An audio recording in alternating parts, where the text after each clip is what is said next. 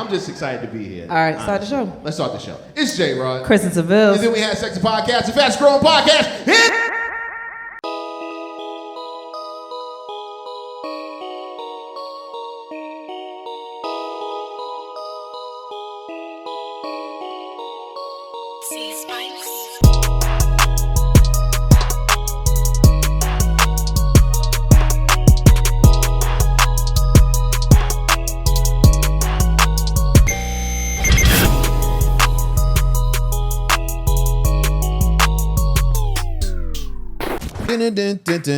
No, wait, that's Christmas. That is actually not the right. That is Christmas. You're right. Are there any Thanksgiving songs? Potatoes, tomatoes, that. That is a Thanksgiving song. Yeah, that's all I got. Wow, no, that's a Thanksgiving song. Greens, potatoes, tomatoes. There's another one. There's another one I seen on the BMF. What's and then yams. Yeah, Can I get to that? Yeah, Masego. Can I get to that? But it's somebody else. Somebody else redid it, but it's really Masego. Well, who was it that redid it? Was it Wiz? I thought it was Charlie Murphy. No, not Charlie Murphy. Charlie. I know. Yeah, he's on somebody else released it. It might have been like Wiz or somebody, but it's really a Masego song. Yeah. I remember you telling me that. Yeah, that's a good one. I thought it was the guy from here. Masego's from here. No, the other guy from here. Drum, yeah. No, he wouldn't have done it. That wasn't what he did. I thought he was on that for some reason. Why would Drum redo it? Somebody redid it, and everybody thought it was their song, but it was Masego's song. Yeah, I really thought that was Drum. But listen, I don't know. But that is a Thanksgiving song. Yes, it is. Can I get to the yams? And the song was out before. I don't think anybody thought of it as a Thanksgiving song. And I want to say whoever redid it did it around the Thanksgiving time, and everybody's like, "No, that's Masego's song." Your boys did it though. That's what I was about to say. Who's my boys? The young boys, our boys. Our boys? Yeah. The BYG boys? What's it two BYG? Two? We haven't listened to the album. B2YG? No. It's a B. Two BYG? To BYG. Is it to be young something? I don't know. I'm making up stuff now. Okay. Well, them. Yeah, they did it. They did a little harmony on it. Yeah, it was tight. It was on TikTok. I love them. Look where I was at. God, look, the Knicks are winning. I love them. They're so they're amazing. I want to listen to the album. I told you. No, we got it. We have to. We have to. But yes, I'm trying. I'm getting through this episode because I'm telling myself. But I've been up cooking. What's crazy is I try, of course, I can never just do regular shit, right? So I want to do a cheesecake today. I haven't done a cheesecake in years. Somebody, threw away one part of my little springform Pam, but that's fine. So I bought another one. I know you're not talking about me, right? Okay. So I bought another one. Just making sure. And I was like, I'm going to make a cheesecake today. And I'm making a orange vanilla cranberry cheesecake. And the crust is Biscoff cookies and graham crackers. And I made like a homemade cranberry sauce with orange, and it's really good. So I decided to make that today because I was like, I want to do something different. And that shit took me all day because I forgot how much you got to tend to a cheesecake. And I planned on making my rolls today. I've planned on at least prepping my macaroni and cheese today. And I didn't do any of those things. And then sweet potato casserole that I was going to make, a guy stepped in and laid something on my mother's porch. Somebody's free Instacart order, and I'm gonna just doctor up the sweet potato mash that they had and make it the casserole. And I'm not feeling that and at all. Don't matter. I already looked and saw what they put in it, and it's just most of the stuff that I would have done anyway. I'm just gonna add, my own seasonings to it, because I would have just been boiling my own sweet potatoes or roasting my own sweet potatoes and doing all that stuff. It takes the work out of it. You're not making nothing. Yeah, but I'm not making anything because you don't want me to make anything. No, that's not why. You don't want to make anything. Here it goes. Oh, and I have to make your catfish that you like every year. Yes, that's an extra thing that I have to do. That's our thing. No. I mean, like, that's our. I didn't have it until you. Yeah, but now my mother wants some, so I'm making more probably than I thought I was going to. Well, she told me that. Okay. I let her know. I bought 2 pieces of catfish, and the catfish that we get are very long. Therefore, you split them down the middle, and that's like 4 pieces. You can do that in about 15 minutes. You know what I mean, so it's no extra work. You probably would have made 4 for me just in case anyway. I don't know. It's just more work than I plan on doing today because I wanted to get, or tomorrow, because I wanted to get most of it done today, but that cheesecake took all day. Yeah.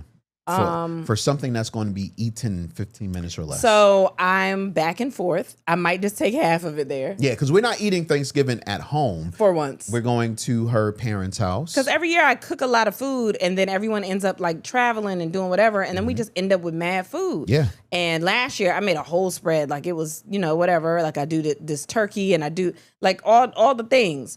And we had so much food because the kids went wherever they went and we were just there. And it's 6 of us, which is kind of like 4 and like, too many people because they don't eat as much. At all.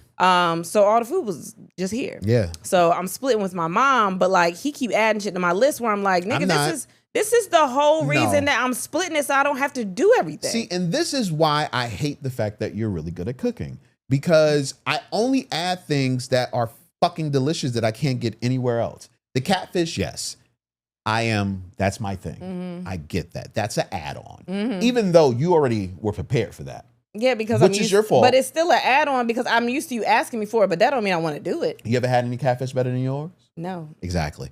The other thing I asked you to add on was something that you decided not to do is the turkey. Yeah, I'm not doing a turkey. You did not want to do a turkey. I did the same turkey 2 years in a row. That's fine, but I'm not doing a turkey. Yeah, but here's the thing, guys. I think when you start getting to the big meats, and just let it stay there. When you start getting to the big meat, then that means you doing the real meal. And the whole point of me doing this is I don't want to do the real meal. No. The whole point of you doing this was so that you would be happy tomorrow. I'll be happy. I'm happy cooking. Like so that's you're fine. saying you would have been happy cooking an entire Thanksgiving dinner, being here, all of your family over at your parents' house, and last year we did that. 3 out of the 4 kids not eating. Last year I went over there for a little bit and I came back home and I was fine. And you were still sad. You were like, oh, everybody was doing this because they didn't eat the food. But I said I was gonna make smaller. I'm used to cooking for a lot of people, so I said I'm gonna make smaller portions and just make it like regular dinner size, and then just. But then that doesn't feel like a Thanksgiving dinner. But why? I don't know. And the funny thing is, I was talking to somebody earlier, and I was telling her that I have never been to like another family's dinner for Thanksgiving. Matter of fact, for any holiday. Like I've never traveled to go to a family member's house and, sat down in front of the big table where everybody's there. I think that's because, like you said, you always got dumped before that time. When you supposed to do that. I was talking about my own family. You didn't have to bring that up. Oh, you was talking about just regular family. Yeah, just regular family. Okay. Yeah. All right. I'm sorry. People I got blood with the story. Yeah. Anyway, I've never done it. And I kind of want to do that. I kind of want to do that one day. But then I'm thinking I don't like traveling. Like going out of town and going like I've done it a couple of times. Really? Like my aunt's done it. But like my aunt can cook too. I mean, she might complain about it while she's doing it, but the food be good at the end. So I take it. I've never had any of your aunts cooking. She put the attitude in the food. It's fine. Like I'm not. She also bakes. Like she'll bake too. Like me. Really? She used to make breads and stuff and all that stuff too. Get the fuck out of here. My mom doesn't do that, but my aunt used to do it. So I remember one year she. Because she lives in like a nice neighborhood or whatever. So the clubhouse of that neighborhood, they rented out the room, but it's not like it's like a nice room, right? And all of our family came up there, and we had like a little DJ and everything, and it was like a party almost. Oh, that's cool. For Thanksgiving, and that was like, oh shit! Wait. Oh, that was at your aunt's place. Yeah, at the clubhouse. I remember the first Thanksgiving we spent, and I guess this would count, was in Georgia. Yeah, no, not that one. But there was a lot of people there. It was people I didn't know there. Yeah, it felt weird. It felt like a baby shower more than anything. It felt like a baby. It felt like a church, like the repast. Right. It felt like something like that. Right. And no, I'm not talking about that. That didn't count to me because it just didn't feel the same. Yeah. But no, my aunt's done it a couple of times, and she did it at when she lived in this other really nice house. She got did money. She did it at one of those places too. But usually it's my parents. Usually it's my mom cooking. Matter of fact, it'll be at my parents' house, and then like my uncle will come in town and cook there. Like it'll be like that. Yeah. So, but I want to do it, but and it's to young God's ear. too. It's That's to the only God's thing. ears. Yeah. But when we get into our new house, I want to do like the whole Thanksgiving thing and have people travel and get like a big long table and yeah. Why? What is happening to you? I don't know. I just think that'd be really cool to experience at least once.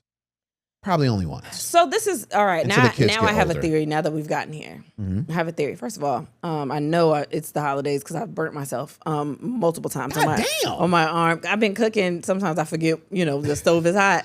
So, but here's my theory on you now. Now that the longer that we've talked about holidays, Right. I think that you just didn't have good holidays where you're like, I hate everything. I don't like holidays. I'm not big on holidays. Da, da, da.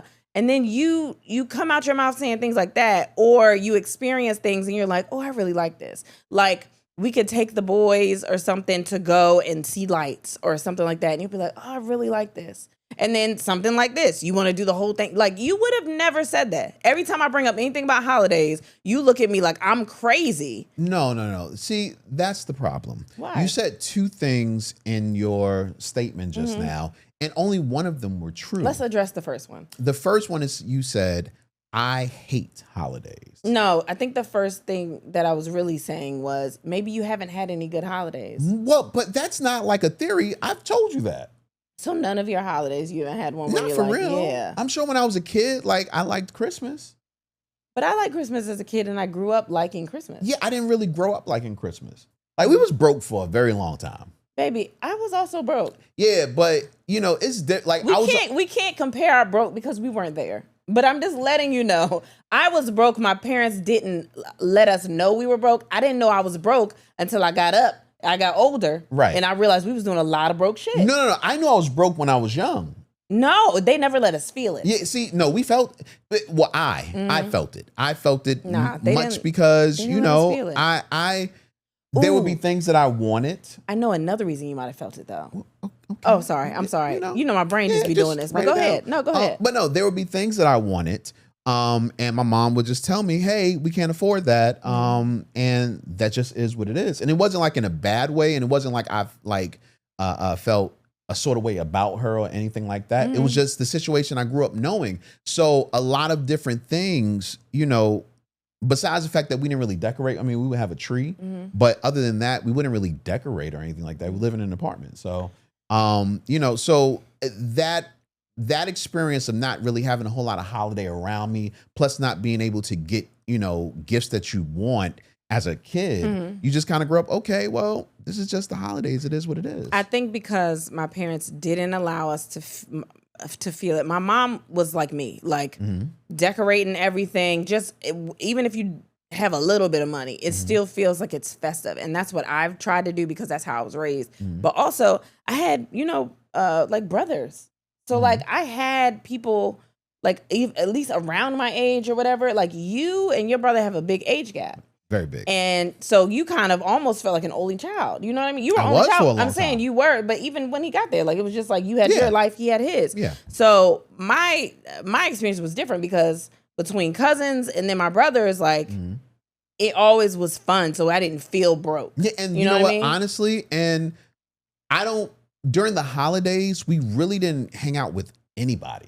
Yeah, no we did. cousins, no, That's when you usually do though. but we really didn't. Yeah. Like I said, I've never been anywhere else. Like, this is a true story. I do not think,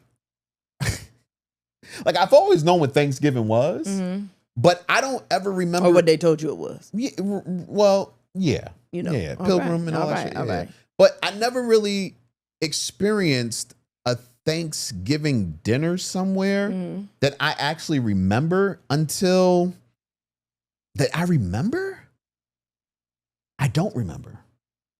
What do you mean? Like not even at your house or nothing? No. And I'm saying that I don't remember it, but I'm sure my mother might have cooked. Every time you say you don't remember something, your mother be like, "You literally did do that." Yeah, I'm sure she probably cooked. Yeah. But my mother cooked every day. You know what I'm saying? So it was nothing big. Nobody would come over. Yeah. You know what I'm saying? Everybody would just be in their sections of life. That's so interesting. You know what I mean? Yeah. So I didn't experience any of that. Completely different. Now, it's not that I hate the holidays. I just don't have any connection to it when it comes to like nostalgic feelings to make me excited about the holidays. But I understand what you're saying, but even if you don't have like memories about it, just the idea of finally doing what you think the holiday is, even though you've never done it. Like I would think that would be exciting. Like, oh, I've never done this. Maybe this will be fun. And I think it would be fun, but you were so dismissive of celebrations. It would just be like, yo, like, because I love You're doing Miss everything. Celebration, I love entertaining. I love decorating. I love doing all of those things. And I think that once they happen, it's fun. But I think you so against it because you don't really know about it that you just like. It's not that I'm against it, but. Well, that's the way you act. Because I'll be like, I want to do, I don't know why you want to do that. I don't know why you want to, why you got to do that? Why you got to cook this? Why do you have to? That was in the beginning. Yeah. Now I say, well, go ahead. Have fun. I'm sure you and the kids will like that. But then you end up liking it. Like what?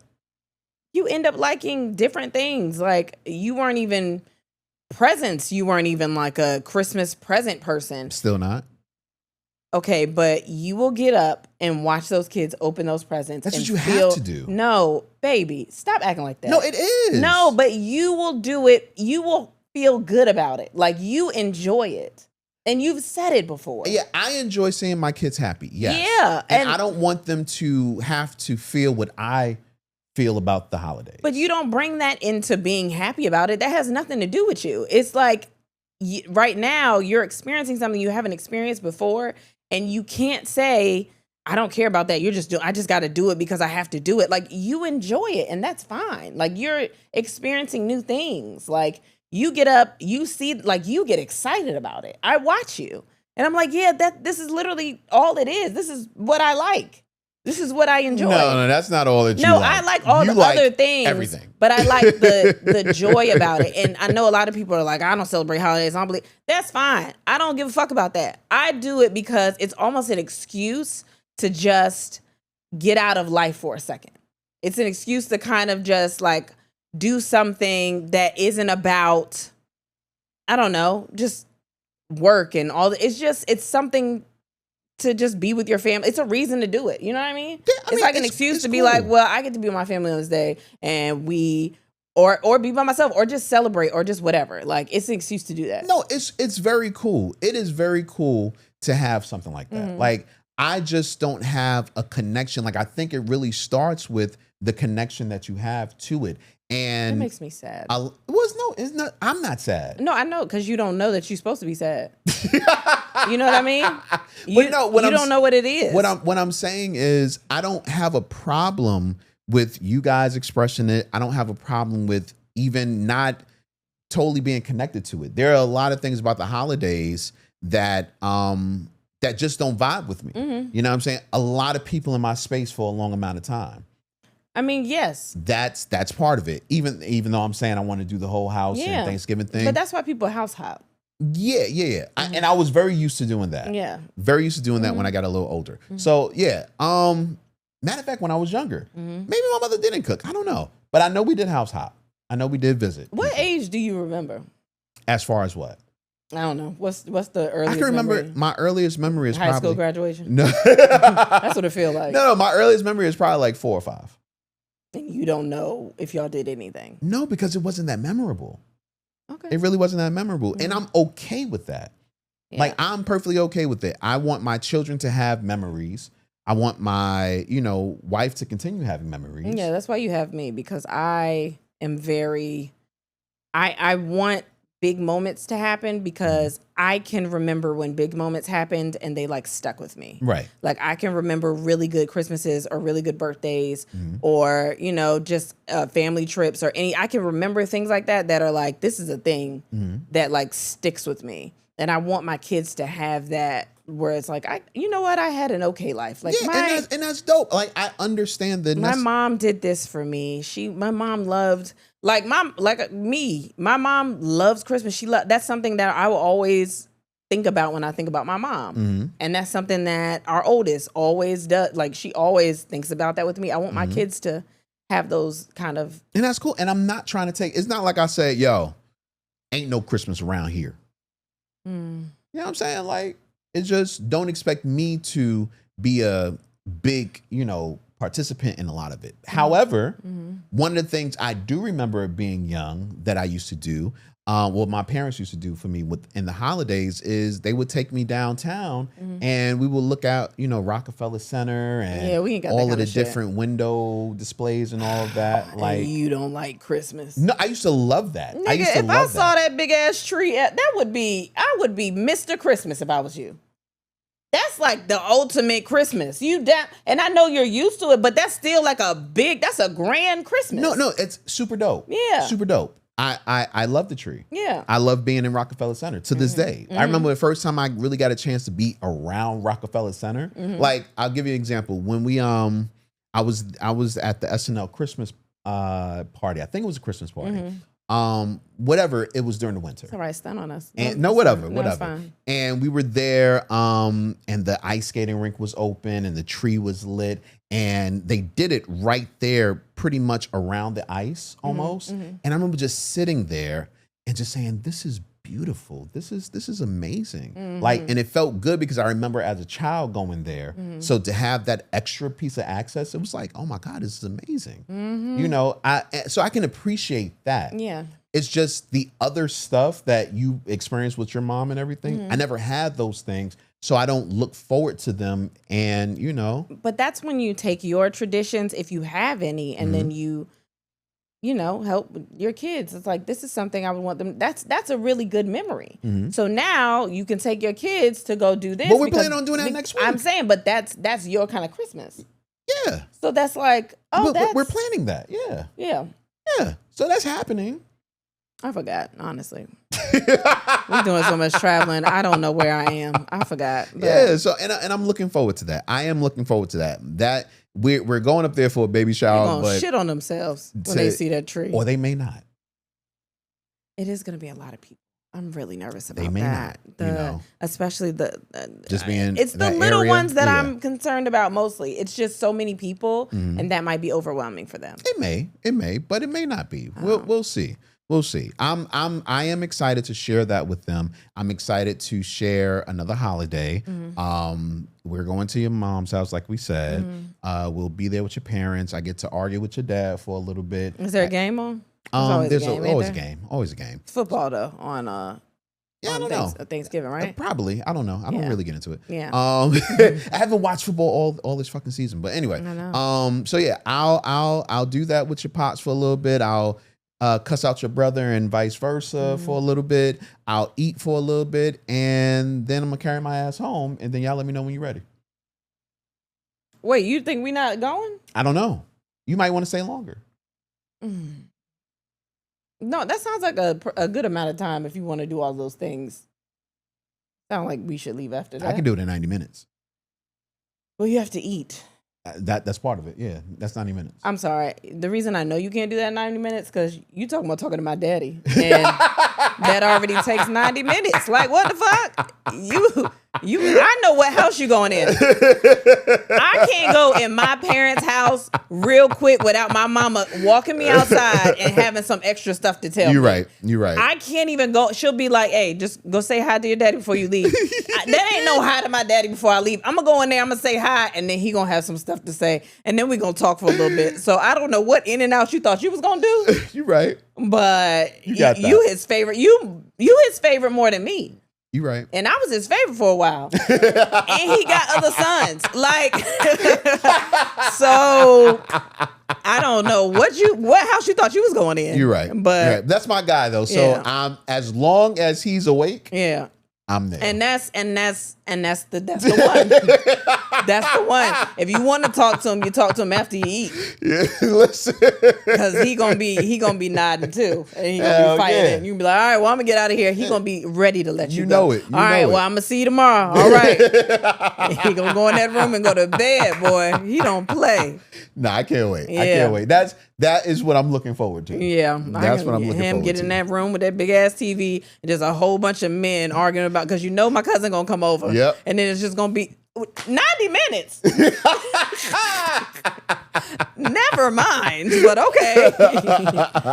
Yeah, sheesh. Oh man, it's J-Rod. Kristen Seville. And then we the podcast, the fastest growing podcast at your dinner table. Yeah, or actually no, don't. That's not a good one. Not the fastest growing podcast at your dinner. You should be talking about our podcast at your dinner table. No, but why are you watching dinner?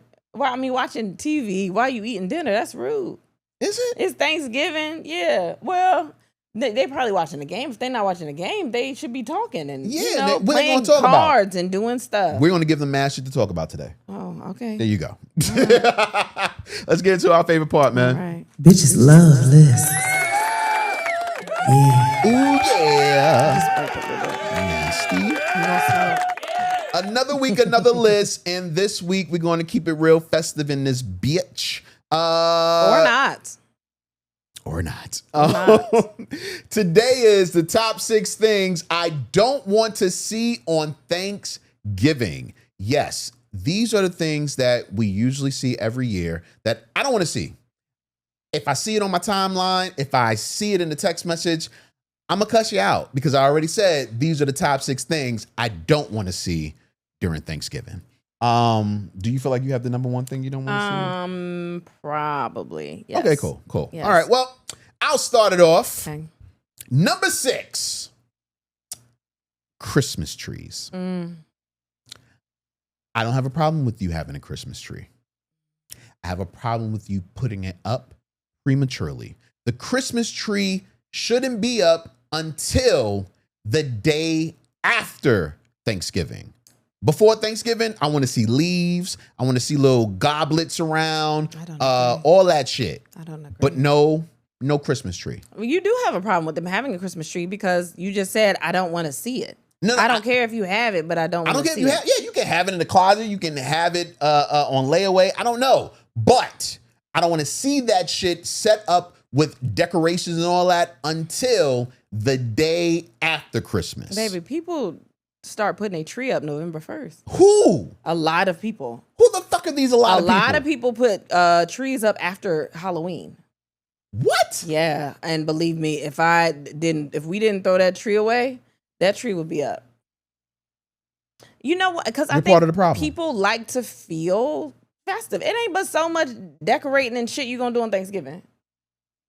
It's not. Like, for what? We just coming there to eat. We not even celebrating what they think we supposed to be celebrating. We just coming there to eat. You wait till I get my big house and I do this one dinner of Thanksgiving. You're gonna see what kind of decorations go up on Thanksgiving. Yeah, and I'm gonna put them on the Christmas tree when I put it up. No, hell no. What? All right, don't worry about it. No, it's fine. No, I don't like it. I don't like it. I feel like you mixing the holidays. You're not giving each holiday enough room to breathe. Like Thanksgiving didn't ask to be a couple of weeks before Christmas. Thanksgiving didn't ask for that. So why are you stepping on Thanksgiving's time? I don't think a day can talk, but that's something we can talk about another day. What you mean? I don't really think a holiday has a mouth. I'm just saying, like, give it its own room. Let it get its own runway. And then after you've put up all the dishes and the food is wrapped up for a couple of days, maybe 3.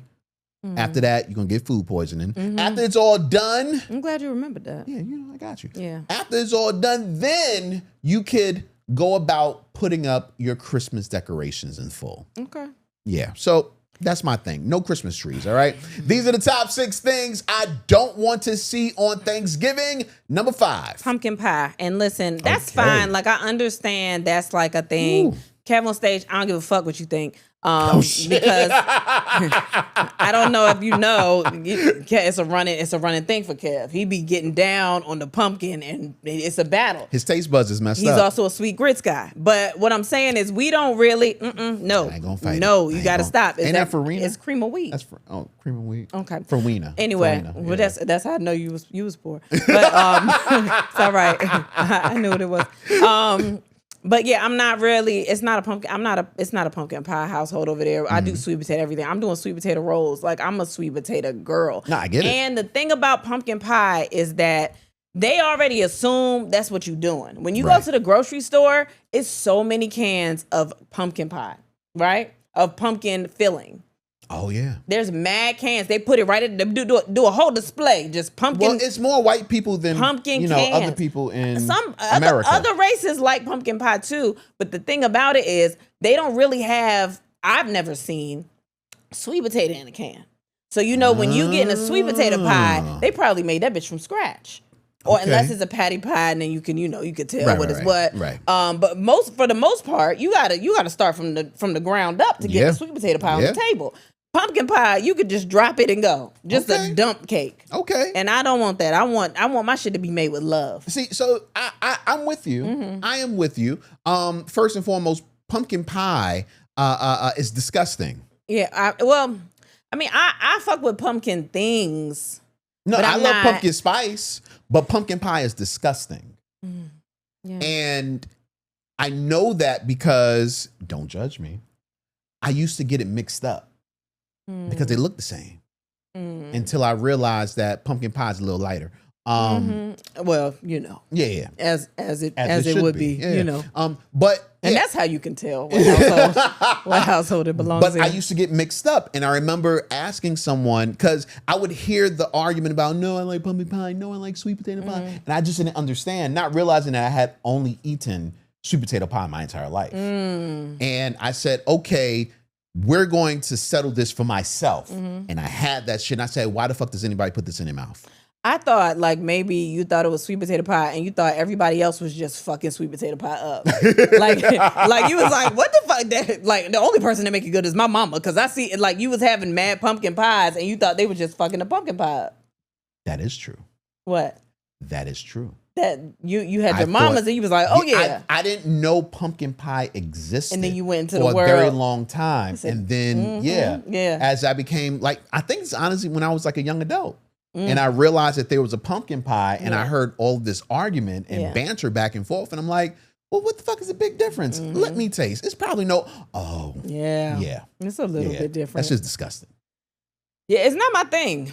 And my mama makes me a sweet potato pie for myself each year. My mom makes me a pecan pie, but some kind of way y'all end up in my shit too. Not me. Yes, you have ended up in. Yes, it's good. You've been in it, and which is crazy because your sweet potato pie is yours. You're right. And then I share.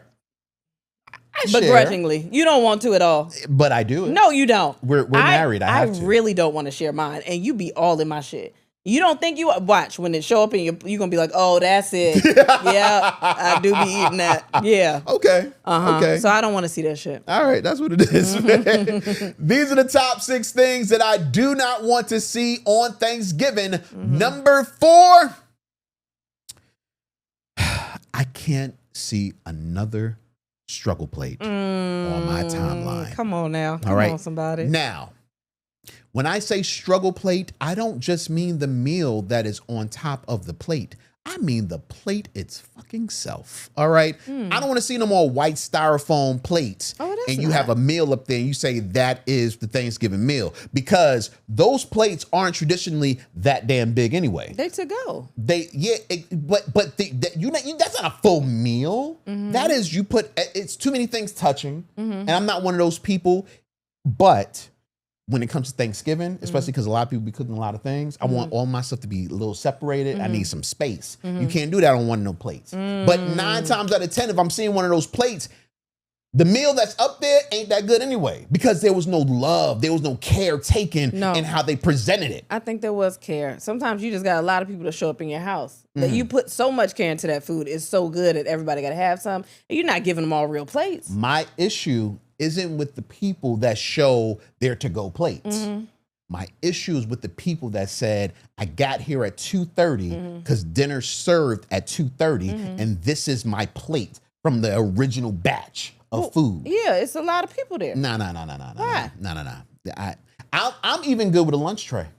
The little, sectioned off. You must be buying some plates. I'm just saying. I'm pretty sure we're gonna have some kind of. Well, here's a question. What? How many people should be initially for the initial meal? Well, like what's the cap? I don't know if there's a cap because I've had big. I was gonna say I had big ones and small ones, but you get it, right? I don't know. So there's not like 10 people. That's it. Like no. Okay. There's not even 10 at my mother's house. Okay. Well, if it's a lot of people, Yeah. a lot of people can pitch in on the real plates, and this has nothing to do with cutlery. You can get plastic cutlery, but don't bring them goddamn styrofoam white plates because I already know it's trash from there. I don't agree. I'm not with it. But the struggle place in general, I don't want to see it. There are so many people that feel like their parents, their grandparents can cook. And then you show us the shit and we know that's not good. We could tell the ingredients. To piggyback off that, I think what I don't like seeing the struggle place, but I also don't like when everybody posts the same shit. The same shit. Impress me by showing me the full thing. Yes. Like if when you put it all on one plate, it's just gonna look like food on the plate. Right. I want to see the turkey. I want to see the mac and cheese by itself. I want to see the cake by itself. I want to see the separate things. So you get it. Yeah, I don't. When you don't want them touching. All the plates look the same. I can't even really tell if it's good when it's all just a dollop on of everything on the plate. Don't let this weight loss fool you. I'm still a fat ass in my heart. I can tell. I mean, I can tell. I can look at the food and tell. Oh, that's different. I can tell I'm a foodie, but like that doesn't. I scroll past when it's just the plate. I want to see the actual, the full before you dig into it. I want to see that. Listen, I don't want to see that shit on my timeline. If it ain't good, I don't want to see it. Okay. If it ain't some shit, and also I don't want to see the same things. I want to see something new to the Thanksgiving cornucopia. You know what I'm saying? I want to see something that's like, oh shit, they got what? Like my mother makes you what? The pineal? The pork? The pineal, yeah. Yeah, she makes you that. That's different. That shit good in some households. You know what? I forgot all about that for Thanksgiving. Yeah. I'm excited about it. Yeah, she says she's making it. It happens every year, but it seemed like it happens so fast. I get it once a year. And I was like, oh, that shit is tomorrow. Hell yeah. I know that's right. That's for me. Us? No, because she'll give me a container and it's for me. And she will say, this is your container. And y'all be all up in that shit. It's for me. Delicious. It's literally mine. That shit delicious. You didn't eat pork a couple of years ago. I didn't. And now all of a sudden you all in my pork. Well, I discovered it. You discovered pork? Nigga, I didn't eat pork for over 20 years. You forgot that shit was delicious, huh? Yo, I was like, damn. She wasn't making pernil back when I was eating pork. Oh, damn. Yo. Damn, so I tasted it before you did. Yeah, man. Yeah, that shit good. I should have said it was nasty in front of you. If I didn't know you was going to evolve and come back to the pork, I would have been like, this shit disgusting. I get it. You should have. Damn. You should have. I couldn't lie. I put that shit in my mouth and I was like, okay, ma'am. All right. These are the top 6 things I don't want to see on Thanksgiving. Number 3. Okay, I'm going to combine 1 into 2. I was going to do this because I had split them. Okay. It's what number is this? Number 3. It says 3A and 3B. I don't want to see you leaving out with a whole bunch of plates and you didn't bring anything to contribute to the meal or to nothing. I don't want you leaving out with piles of food and you didn't bring shit. You didn't bring a drink. You didn't do nothing. Damn. I don't want to see that.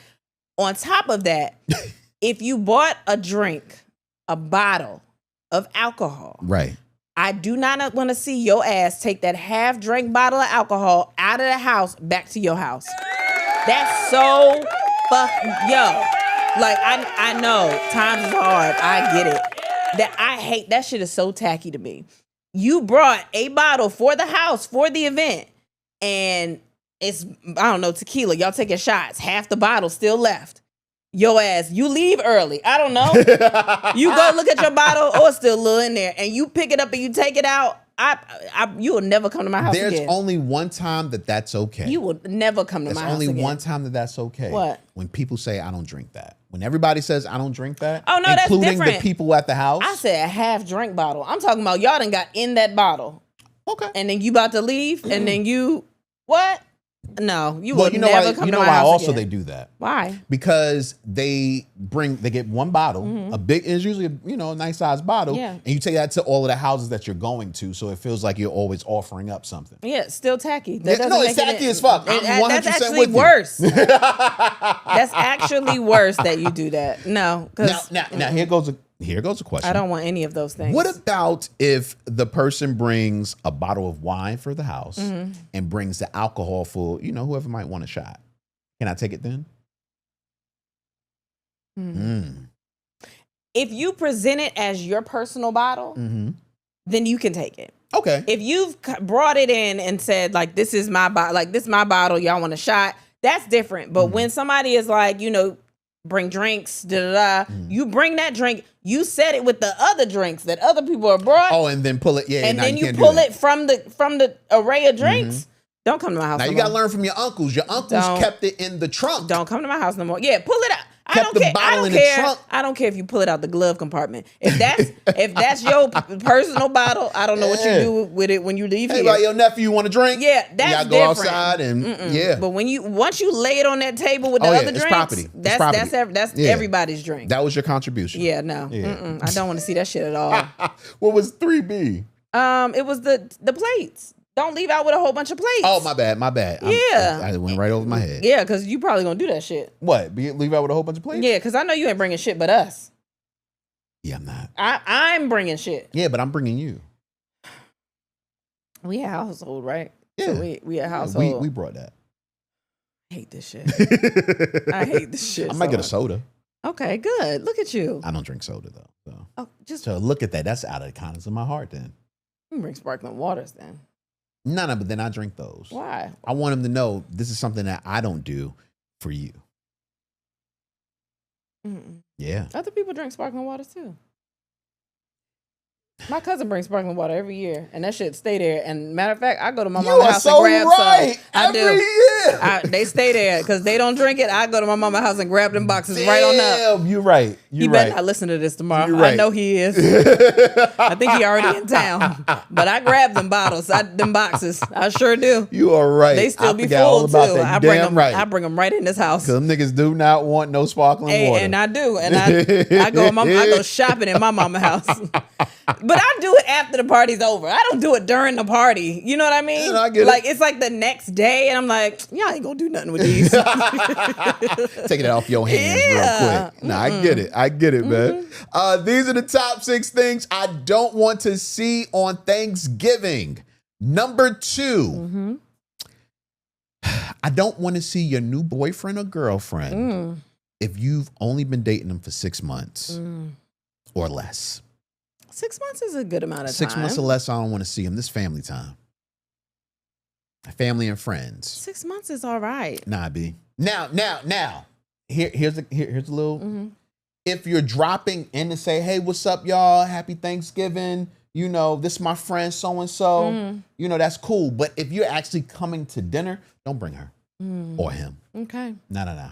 Y'all ain't had enough in the relationship for me to know that you deserve grandma's shit. You know what I'm saying? These are family secrets, family recipes that are being bestowed upon you. Yeah, you don't know what kind of tongue that bitch got. She might come in here, taste all the spices, and deliver that recipe to somebody else. Another nigga on year 7, on month 7. A fucking spy in your house. Nah, we can't have that. Can't have that shit. At all. So nah, no newness. No new No bitch. newness. I'd rather you bring your ex-wife than your new girlfriend. No, my because brother. we know her. My brother got a couple of them. I wouldn't allow. I would not allow it. I don't allow it. Not past this threshold right here. No, bitch. Sorry. I don't support it. Oh, so we don't learn how to. I don't give a fuck. Okay. Fuck them. Collectively. I don't, just as a whole. Do any of them follow you? I don't give a shit. I don't know. I'm doing great. I don't give a fuck if they do or not. Oh shit. Nah. Okay. Point taken, but that's gonna lead me into another rant for number one. But go ahead. These are the top 6 things I don't want to see. Introduce me. Introduce me. Go ahead. These are the top 6 things I don't want to see on Thanksgiving. Number 1.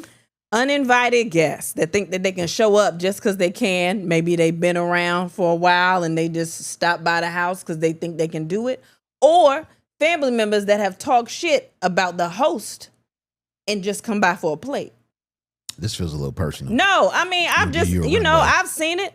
I've had people just show up that don't come, people that only come around when they want something. Right. They might not come during a regular day just to see how you doing or whatever else. But a holiday show up, all of a sudden they front and center. They got a plate, they got a seat at the table. It's so many, sometimes it's too many, it's all the seats taken up. Seats are taken up for people that are consistent. Okay. Okay.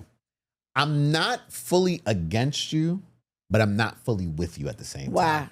Okay. So the reason I'm not fully against you is because I don't like people coming unannounced with a whole bunch of kids or a whole bunch of friends. Like you say, hey, they usually come every year. Yeah. But then they bring like 3 or 4 people with them. But it's even them. It don't matter if they bring people or not. We didn't know you was coming and you showed up. We didn't make enough food for you. We didn't put you in the number count. No, that matters. See, I know that you're supposed to account for things that may happen. Yeah. And on Thanksgiving and Christmas, uninvited guests just may happen. That's the only time when coming through. And that's fine. So but if you bring extra people with you, that's a problem. I don't want nobody coming in my house that I'm surprised that they're there. Exactly. Because there are people that drop by that I didn't count, but I'm not surprised when they show up at my house. Right. Because I'm used to seeing them. I talk to them frequently. I'm talking about, or not even frequently. Yeah. I speak to them. I'm talking about people I ain't seen in months, years, that only come around when they want something, and then they go to the plate. They come get the plate. This is why I'm not totally with you with that. I don't understand it. Because earlier we were having a conversation. And they don't bring nothing. You mad about that? Sorry. Earlier we were having a conversation where you said that the holidays like Thanksgiving and Christmas and all of that is the time that you can kind of enjoy yourself and forget about the hassles of life. Yeah.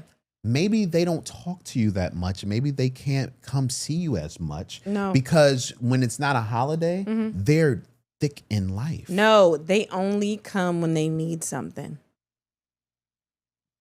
For life. All right. Listen, you heard what I said. Who is it? Don't worry about it.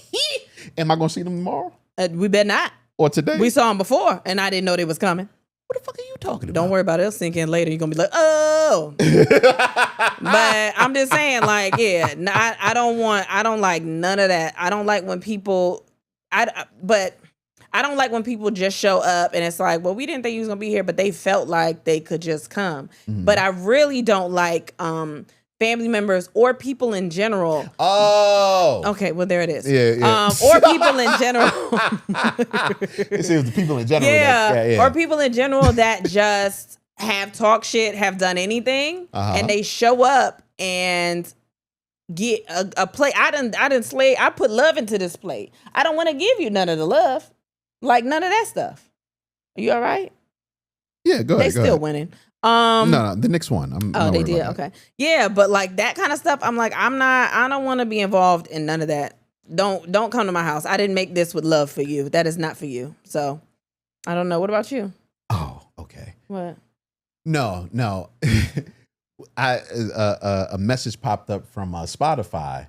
People were able to leave their comments, and the only part I read was J. Raw was so right about pumpkin, and I was like, "Am I doing this live?" Ooh. So I had to check. That would have been crazy. Yeah, because you never know. Sometimes we got to cut shit out. Yeah, you just like people names. Yeah, I didn't say none. Well, we safe. Yeah, even though I know who the fuck you talking about. I know you do. I know you do. I was gonna come to you. That is funny. Yeah. These were the top 6 things we do not want to see on Thanksgiving. If you have something that you are tired of seeing every Thanksgiving, go ahead and leave it in the comments. Or if you're seeing this after Thanksgiving and you saw the shit, let them know in the comments so they know for next year. Give them an early bring warning. that bullshit over here now. Yeah. All right, let's take a pause for the cause. Got a couple of tour dates that we need to announce. Let you know where we're going to be, when we're going to be, and all that good stuff. Also, it is good to acknowledge that this will be the last time that we are on tour for a while. So if you haven't gotten a chance to see And Then We Pod live ever. Yeah. Or if you've done it before. Yeah, either way, get your tickets, man. All right, December 14th, we're going to be in Philly at the Helium. We love the Helium. It's going to be a good time. If you've ever been to a show at the Helium with us, it's real intimate. It's real cool. It's dope. So make sure you're in the building. December 20th, we will be in Houston at a brand new venue that we've never done before, The Hive, which we're super excited about. The very next day, December 21st, we're going to be in Austin, Texas for the second time at Cap City Comedy Club. Super excited about that too. January 18th, the day before my birthday, we will be in Atlanta, Georgia at the City Winery once again. January 24th, brand new city we've never been to, Charleston, South Carolina. We're going to be at Wits End Comedy Club. January 25th, the very next day, we're going to be in Raleigh, North Carolina at Good Nights Comedy Club again. And January 29th, we're ending it out with Washington, D.C., the D.C. Improv. Yes, you can get all those tickets at www.andthenwepod.com or just check the link in our bio and Instagram or TikTok, and tickets will be there as well. All the places. Yes. Also, make sure you join the Patreon. The Patreon is evolving each and every week, and we want you to be a part of it. If you are not a patron right now, now is the time. Yeah. And also, if you are a patron, used to be. Nah, I mean, like you used to be a patron. You were, yeah. Back then. Back when we first right. And you're like, man, y'all don't put up nothing. Well, it's a lot of something. It's a lot of something now. It's a lot of something now. And it's more things coming. I cannot wait to show you guys what we've been working on lately. Patreon has a whole bunch of different entry levels. You can start at the lowest tier with role players, which with that tier, unlike a lot of different Patreons of what I'm seeing, you get 4 exclusive Patreon episodes, all right? And these aren't like little mini clips or anything like that. No, you're getting 4 full episodes that are different from the regular pod, all right? And that's just for being on the bottom tier. Then we got Naughty Neighbors. You get everything, plus you also get to be a part of the live stream hangouts and Q&As, you know, that we do. I think it's on Zoom. Yeah. We might have to try to change it's that. Called but something. Yeah. I got to pay for the Zoom again. But anyway, we meet up with y'all each and every month. There's another one coming up in December. We always have a lot of fun up there. And you get a chance to do that. Also, you will get a chance to be a part of We're Judging You. It's a brand new segment that we introduced not too long ago, where you bring us your issue that you're having with a friend, coworker, family member, whoever, and we will dispute it and judge it and let you know who we feel is right. Yes. Even though Kristen don't be caring. But it's okay. I'm usually right. You're not ever right. I'm pretty good at You weren't right at the last one. I'm really good at twisting things around where it feels like I'm right. So also with the Freaky Friends, which is the next tier, you also get a new point of conversation with us called The Breakdown. The Breakdown is a post-show mini session where we answer questions and give an inside look at business, touring, behind the scenes, creating and executing this podcast. Couldn't execute that word. I can execute that word. Right. But all you have to do is join the Freaky Friends. And as a matter of fact, I'm going to change something right now. You can actually ask us what you want to know more about, and we'll make the episode just like that. All right. It's either, you can ask anything that you think I may know, which probably isn't a lot, but I know a lot. Or you can ask Kristen anything you think she may know. I know a lot. Yeah, she knows a lot. And we will make that episode purely for you. It's called The Breakdown, and you get to be a part of that on the Freaky Friends tier. Don't forget, you get automatic meet and greet at any of our live shows when you're in the Freaky Friends tier as well. So if you come to a live show, then you just get automatic meet and greet. Now, that might not necessarily be the VIP seats. So if there are VIPs or you want to sit closer or whatever, you still got to buy those. But if you're in a regular seat, then you can come to the meet and greet anyway. VIP is yours if you are a Freaky Friend or one of our new tiers, which is the Plus one. And I love this tier because it's really when you get to be a part of the podcast for real.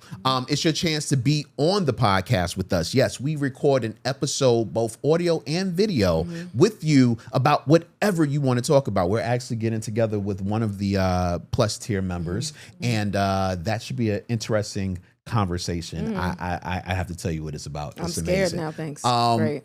The cool part about this, though, is that the audio is not just going to be there for Patreon only members. We're putting it out on the actual stream. Yeah, we'll release it on the feed. Yeah, you go. So make sure you are part of one of those tiers on Patreon. All you have to do is go to www.patreon.com/andthenwepod. All right. I think we should get back to the show. Might as well. Let's do that.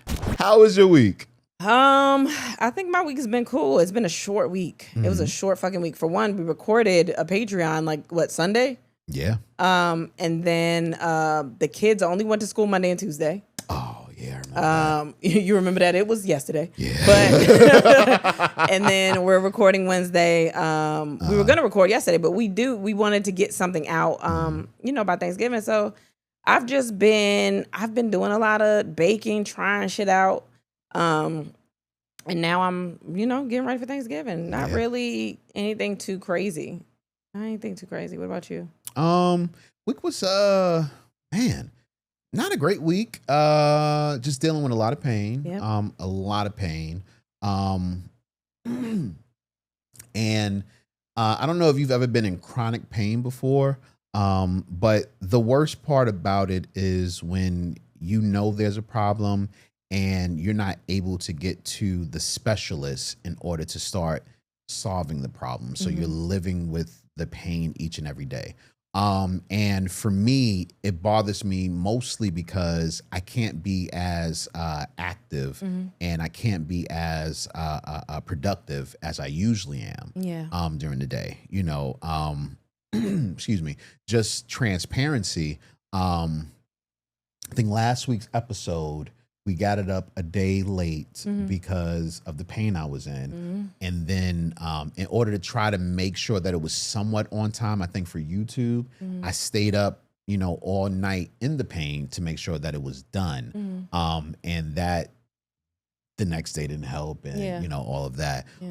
So, this week it was a lot of, I'm waking up, I'm in pain, waking up like 4:30 in the morning. I come downstairs trying not to bother you, even though I'm sure I've already bothered you by then. Oh my gosh, just the tossing and turning. And then I'm in pain until 12, 1 o'clock, and the medications that do help to subside the pain, they, knock me out at the same time. And I'm just not the type of person who can go days upon days of no activity. And then on top of it, not just work, but it's really weird for your children to come in and ask you, are you okay every day? Yeah. You know what I mean?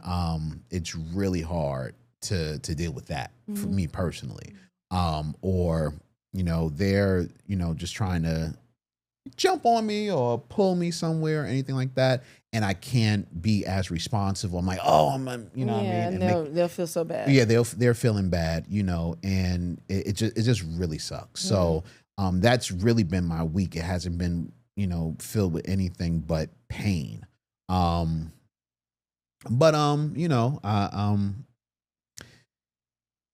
It's a thing of where I think between yesterday and today, I just made a decision that this might be for the rest of my life.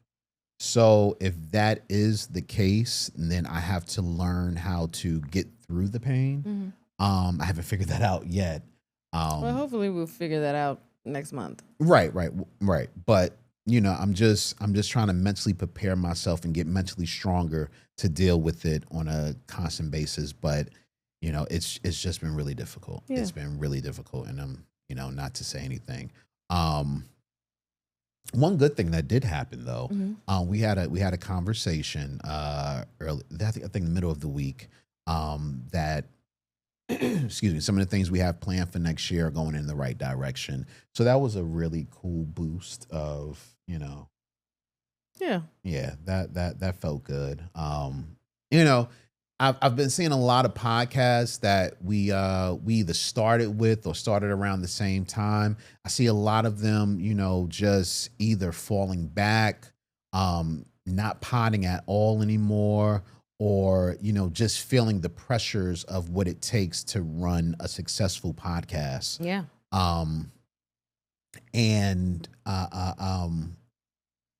We've gone through it as well.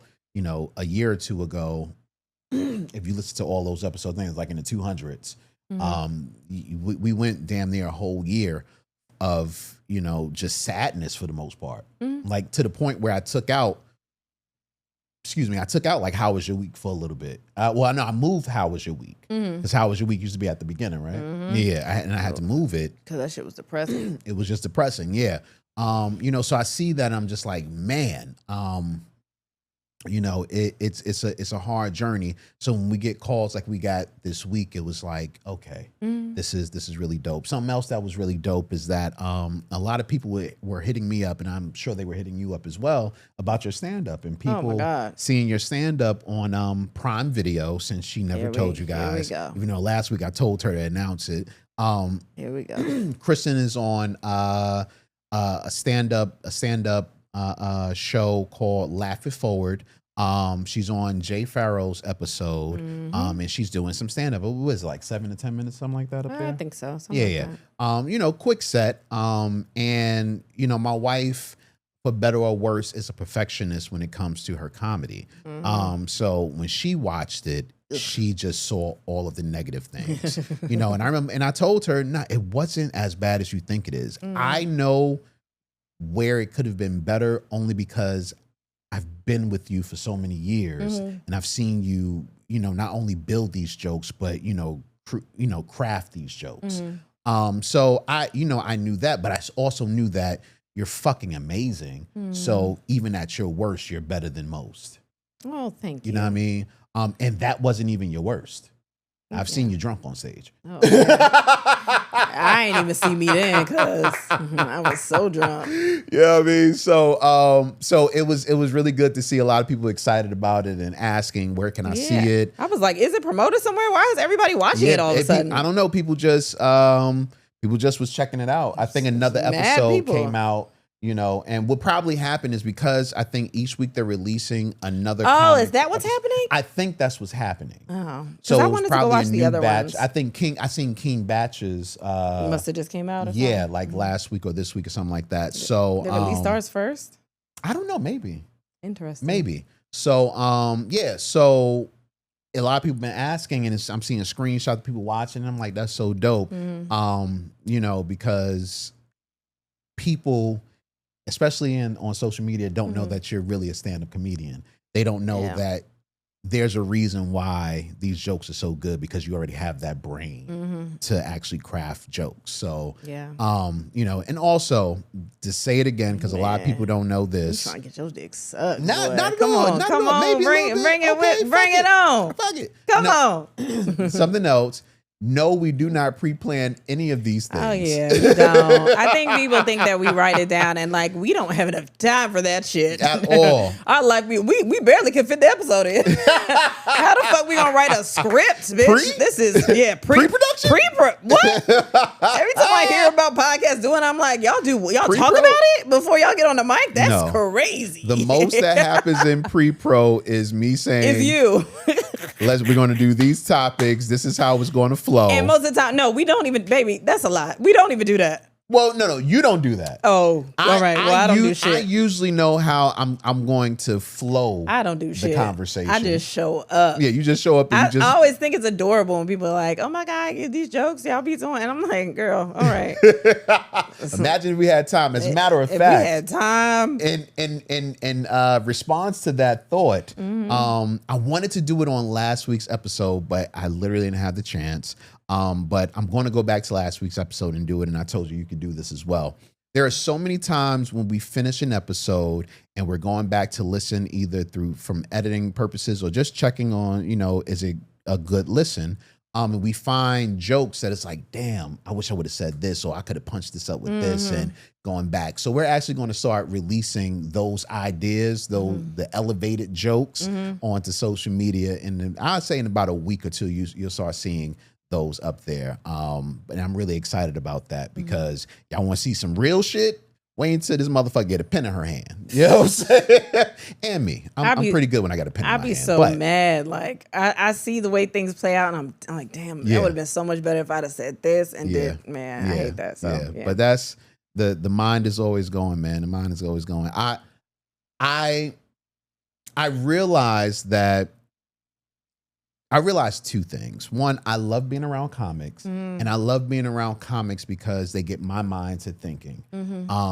And it feels like I'm around equals because it's an elevated thought process. When you're around good comics. Right. Not all of them. All right. You can hear about that on the Patreon, by the way. Yourself. But I love being with you because I have that 24/7. Like, I literally can just go through different ideas and things I think is funny, and it's very fun. I love it. I do like that. I mean, I like our relationship anyway, but I like that element of our relationship because my favorite thing about hanging out with comics is that most of the comics that I'm with, like the ones that I've traveled with or done like big shows with, those are the comics that are like really working. They're always going. They're always thinking like, you know, I've been on the road with Angela, and like during the downtime, she'd be like, all right, well, let's all meet in the lobby and just, you know, work on jokes. And I'm like, the last time I went, I was like, we all met and we were punching up. She was working on a special. We're all going over just jokes in general, just trying to work on different things. And I've talked about this before, Campbell and Rojo Perez, like I'll go out with them and I'm talking about, we'll be in a bar. I'm talking about shots everywhere, drinks everywhere, and they will be talking about fucking jokes. And I'm like, hell yeah, let's talk about jokes more. I'm talking about, we went to strip clubs, titties would be around. We be in we in the corner like, man, if you do this, and then I'm like, this is great. Titties and jokes, crazy. Oh yeah. So I've stolen some of your friends because of that. Yeah. Shout out Alex, honestly. Shit, I wasn't talking about just Alex. Damn, you don't talk about Alex? Well, Alex too. It's Alex. Ryan. Yeah, Ryan. Yeah. Shout out to Ryan Davis. Yeah. And this special doing good as fuck. Yeah. Shout out to Ryan. Hell yeah. If you haven't checked out his new special, it's on Ali Sadiq's YouTube page, man. Ali is building a fucking empire over there, man. My gosh. Oh my God. Who is he about to release? Sidney Castillo. And it might be out already. I saw a clip from it today that he posted. I was like, oh my God. Because I knew he had been through some shit, but like he been through some shit. And that's what so I love the fact that Ali is making himself a gatekeeper. Yeah. Because I can trust his comedy voice and ear. Because they fucked him over. Pick the right people. They fucked him over, and he's like, well, I'm going to promote the people I need to. Yeah. All right, we are getting away from the subject. My bad. This is how it was your week, wasn't I'm sorry. My bad. All right, so the week was cool. All right. What was? My bad. Let's get to the question of the day. This actually came from Jazz, listener turned friend. Asshole. Yeah, well, that too. Yeah. Always. No, shout out to her though. Question of the day. You're a burglar that only steals things that slightly inconveniences people. What are you taking? I put this, when she sent it to me, I put a couple of these in the text messages. I'm not going to read what she put, but one of them I said was garlic powder, onion powder, and seasoned salt from black households. Oh my gosh. Because what you going to do with salt and pepper? Cripple them. Cripple us. Cripple us.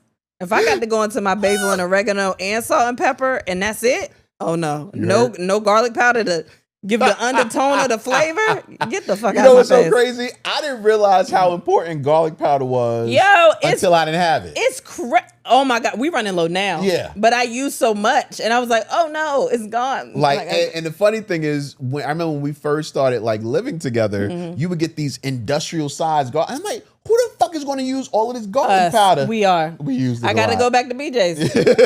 I've been slacking. I'm going to just go to BJ's to get my seasonings. I don't know why I don't do it. What else did I say? I said, earring backs, screws out of chairs, dishwashing detergent and or liquid, laundry baskets, towels and washcloths, lotion, and stove knobs. One of the things I said was close to that. The dishwashing, not dishwashing, the laundry detergent cap. Oh, they can't measure. No, you know the bad part about that is like our washer has a thing on it, and it shows you the max amount and whatever. So they can still do that. If you have that. I come from an era where not only did we have to go to the laundromat, but in the laundromat, you had to put that cap in or you was going to suss that bitch out and it was going to come out of the damn. Yeah. I think stove knobs is a good one because I think that fucked me up a little bit. Because at my parents' house, they lost one of their stove knobs. And I was like, I don't know where high or low is. And you start turning it. One of my curling irons is like that. And I'm like, I don't know which side is high and which is low. You don't want no edges. But I don't know. So I'll put it on one side and then I'll just touch it. And I'll be like, well, that's probably high. Nah, and then son. That's why I be burnt all the time. I get it. Trying shit. I get it. Yeah. I fucking get it. So terrible. I would definitely take that. But what would I take? It's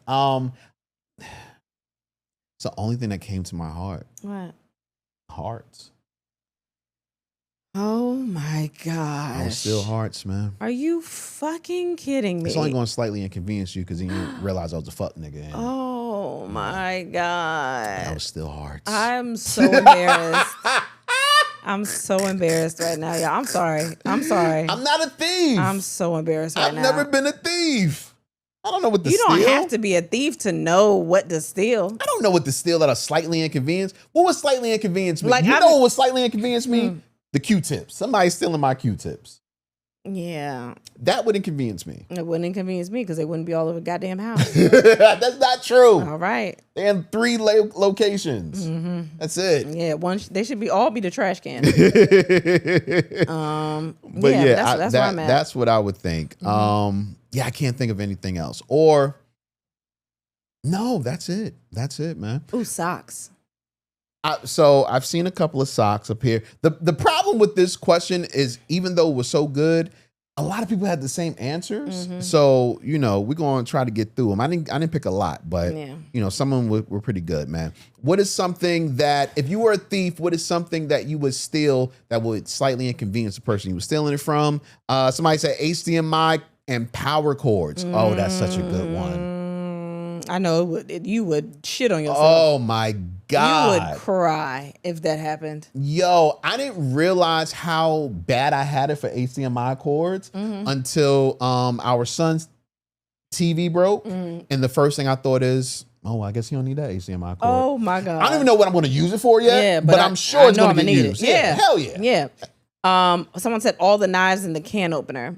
Man, our can opener don't work for real that good. And I didn't realize how much I needed it until I needed it. Because I don't use it a lot. Right. But then when it's not working, tuna fish, it be fucking you up. Yeah, man. Chargers, someone said, of course. I'm taking the thermostat off the wall, the Wi-Fi modem, and if a baby there, every pacifier in the house. Now that's a great one. That's some bull. That's a great one. You got to hate that person. Unless you have a kid that don't really like a pacifier. Yeah, but in the beginning, some kids don't really like they be spinning them out. Yeah, but I'm pretty sure the boys were like that. They didn't really fuck with pacifiers. This is true. Yeah. So they just okay. If you, but we got lucky. If you want to cry, you gonna cry. Yeah, we got lucky though on that. The stash of plastic bags all black families keep somewhere in the house. Ooh, you dirty motherfucker. That will fuck it up over here. I ain't gonna lie to you. Man. Somebody said 3 lugs from each wheel of their car. Now you're talking about dangerous. And I love it. This is a good one. The labels from the canned goods. Yo! Then you just gotta cord. You gotta Is it beans? What am I eating? What is it? Tuna fish is the only one you know. And that'll fuck you up if it's like pinto beans or peas. Oh. Because those are 2 dramatically different things. And once it's open, it's open. And you gotta have that. Yeah. And it's weird to have pinto beans when you just eating like some regular shit. Oh my gosh. Yeah. If you have a salad. Don't let it be them garbanzo beans. Oh. Garbanzo? That's the chickpeas. Yeah, there you go. Yeah. They the same thing, right? Yeah. Yeah. Yeah, they are. I don't know. It felt like a trick question. No, I'm making sure because I know what I saw in my head. Yeah, it's Carmazzo. Yep. The elastic band out of their bonnet. Ooh. Why you don't like her? Why you don't like her? A few of those spring door stoppers. You gonna fuck walls up. Yeah. Doing that. Yeah, and we know that from firsthand because our child, when they were little, they would go and just. Well, yeah, both of them. Yeah. Both of them, yeah. Just be doing it all day. Bam, bam, bam, bam, bam. All the tampons and pads. They can just buy more. That's not a big one. Okay. I'm taking silverware. My autistic 6-year-old throws it all away. Damn. But that means you're gonna lose it anyway. True. Silverware, doorknobs, batteries out the remotes, soap, toothbrushes. Ooh. I got another one. What? I'm gonna take the charger from your vibrator. Yeah. Well, what if I just, spread the energy out? What? What if I play with myself to get myself to the point and then do that? And that's then even worse. Well, if I'm you not do using that a and lot. the shit die. No, but that's me not using it for long periods of time. I'm just taking that little But zap. once it's dead. And I've seen you before. I've seen you using a vibrator and then the shit dies. Yeah, but we've also not charged one for a long time and it still came on. Until it didn't. That's a lot of time though. She talking like she hard, bro. No, I'm saying if you just getting a little zap. And it lasts for a little bit. Then you're not but using it. But then it's that fateful day when you using it and that shit cut off. But you could go a year like that. She talking hard. I promise you she talking hard. I saw real tears in her eyes. No, you did not. Shut the fuck up. Shit. No, you didn't. Yes, I did. The hurt. I was crying. Don't worry about it, baby. Must have been my favorite one. Was it the womanizer? Someone said the door off the microwave. Oh, you petty bitch. The ice maker in the fridge. Okay. All the tops to the sodas. Oh, flat soda? You dirty dog. Yeah, that's nasty. All the pillows off the couch in the bed. Okay. The curtain rod, somebody said. Here's a good one. Just one battery out of all the remote controls and devices. Oh. Yeah, but if you take one, then you could probably find that battery somewhere else and just double it up. Not if you got a AAA here, a AA here. Yeah, but I'm sure if you're taking it out of all the devices, one of them got the match. I'm going to tell you, I've had batteries that both didn't work. I've had remotes or whatever that didn't have any batteries. But knowing that there's one battery in there and then one battery that either doesn't work or isn't in there brings a different type of anxiety. A different type of anxiety. And I don't understand it. It's something in the mental, man. Hand towels and paper towels. Now your hands got to air dry. Someone said ice cube trays. Yeah, okay. That's a good one. Oven racks. Oh, that's some bullshit. You take my oven rack, that means I gotta put stuff in the oven on the floor of the oven. That means the bottom gonna get burnt. Charger blocks, light bulbs, change the Wi-Fi info. That's a big one. Oh, that's a big my one. God. Oh my God. You want to change the Wi-Fi on me? How fucking dare you? Oh my gosh. All the pockets out of pants and dresses. Just cut a hole at the bottom of that bitch. Everything just fall through. That's funny. Surge protectors. Good luck plugging in 4 or 5 different things at once. Icy hot. Have your back sore all day. I got icy hot, so that's not nice. Lotion. Start the day ashy. Whatever. Yeah. Someone said all of their seasonings. The handles from everything with the handle. Pots, doors, drawers, brushes, sides of electronics. Everything in the house that has a handle is getting the handle removed. So, and think about everything that is in your house with a handle on it and how much actually use it. Now I'm in your head rent-free for eternity. Yo, I'm not even going to lie. The thought process is diabolical. Ooh, what else got a handle in this motherfucker? Ooh, if you got stairs, I'm going to take the rail off. Let's hope your balance good, bitch. Oh shit! But you gotta do that at night. Yeah, cause ain't no drunk nights. You gonna have to stay downstairs or something. Oh my God! You can't go up the stairs on a drunk night. But if you do it at night when the person's either already upstairs or it is a drunk night, they ain't even gonna realize that shit ain't there. They gonna fall to the side. Goddamn right. Yeah, they gonna fall to the side. I'm gonna just remove the wall beside your stairs. But then again, don't do that. I'm sorry, don't do that. Because if they hurt themselves really badly, you going to jail. All right, well, record it. Get a Ring camera. Someone said the PCP pipeline piping, hot and cold faucet markings, power cords to all appliances, the thermostat, the wife's rose. Damn. Okay. Nail clippers, their right shoe. The last 2 pages are all their books. Yo, fuck an ending. Oh my God, I would cry. Because I know I didn't read all these damn chapters for me not to be able to get to the end. Yo, that's creative as shit, What man. happens, bitch? What happens? You got to go online. You got to Google the book. I don't have time. And then it ruins it. Yeah, because you reading it off Reddit. Nigga. Shoelaces out of all the shoes, strings off the ceiling. Oh my God, strings off the ceiling fan and the light. Let me tell y'all before I read the rest of these. Our boys. They fucking so we had the the little balls. What is it? The chain with the balls, and you know if you try hard enough, you can snatch the balls off.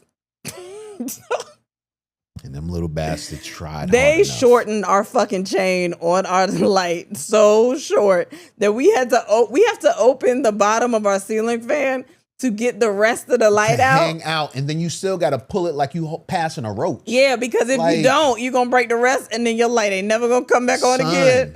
So that shit is terrible. Nozzles off their fragrances. Oh my God. Oh, that's another thing. I would say a nozzle off an aerosol can because you can't even open it up to get the rest of the stuff out. That's a good one. A regular bottle, you can unscrew it. The aerosol can, it's just in there. It's a wrap. Soil out of their plants, lids to their Stanleys, charger blocks. Damn. That's crazy. Key fob batteries, all the paper towels except the last one. Oh my God. Windshield wipers. Oh, that's fucked up. 2 of the couch cushions. Yo. Oh my God. Half the screws out of everything, enough that it doesn't fall apart until you touch it. Yep. Yeah, I like that. I like that. Any gaming console remotes. Now, see, we were talking about, small things that would inconvenience. Yeah. Don't fucking do that. Why? That's not an inconvenience. That is an inconvenience. No. Because you got the gaming, the thing. No, that's not an inconvenience. You've ruined my day. Yeah.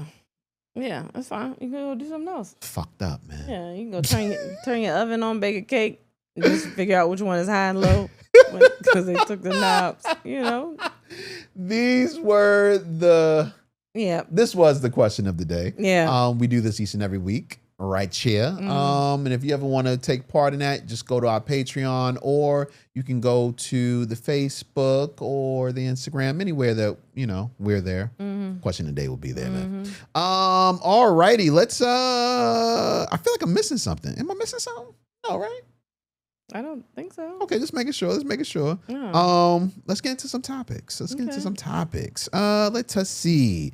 We'll talk about sex, or more sex.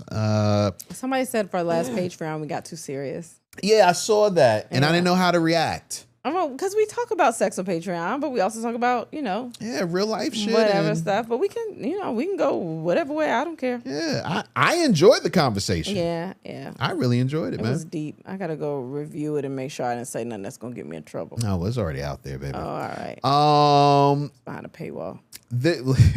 This was really funny. It was going around last week. I wanted to know if you saw it. I didn't see this. Man gives play-by-play instructions on how to move in a woman's house if you don't have your own. Hilarious. Now, I thought this was just funny. And after reading it, I realized that inadvertently,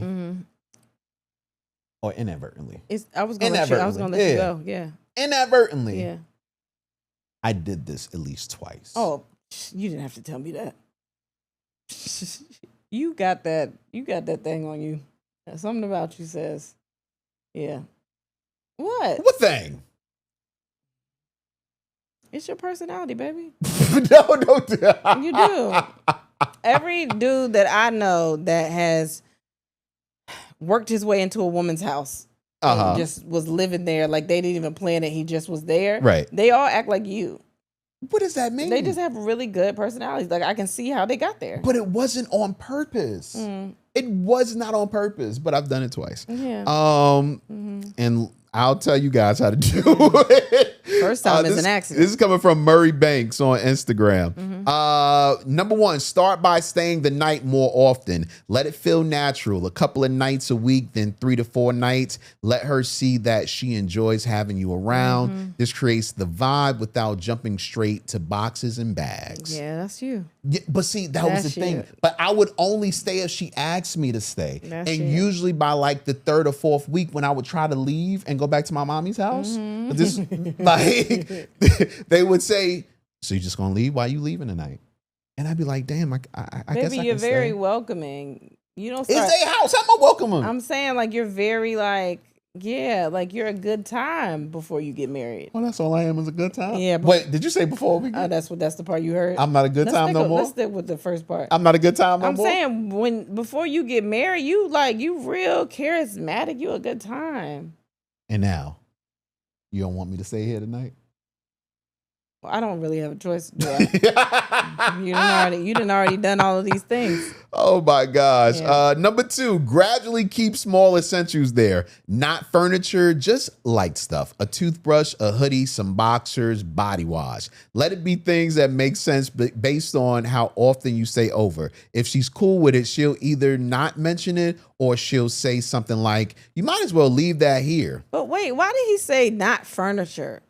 You gonna move in with a whole sofa? You gonna casually leave a sofa or armchair at the house? So, I know somebody. I don't have time for this shit at all. I know somebody What? that was getting evicted from his house, and he could not afford a storage.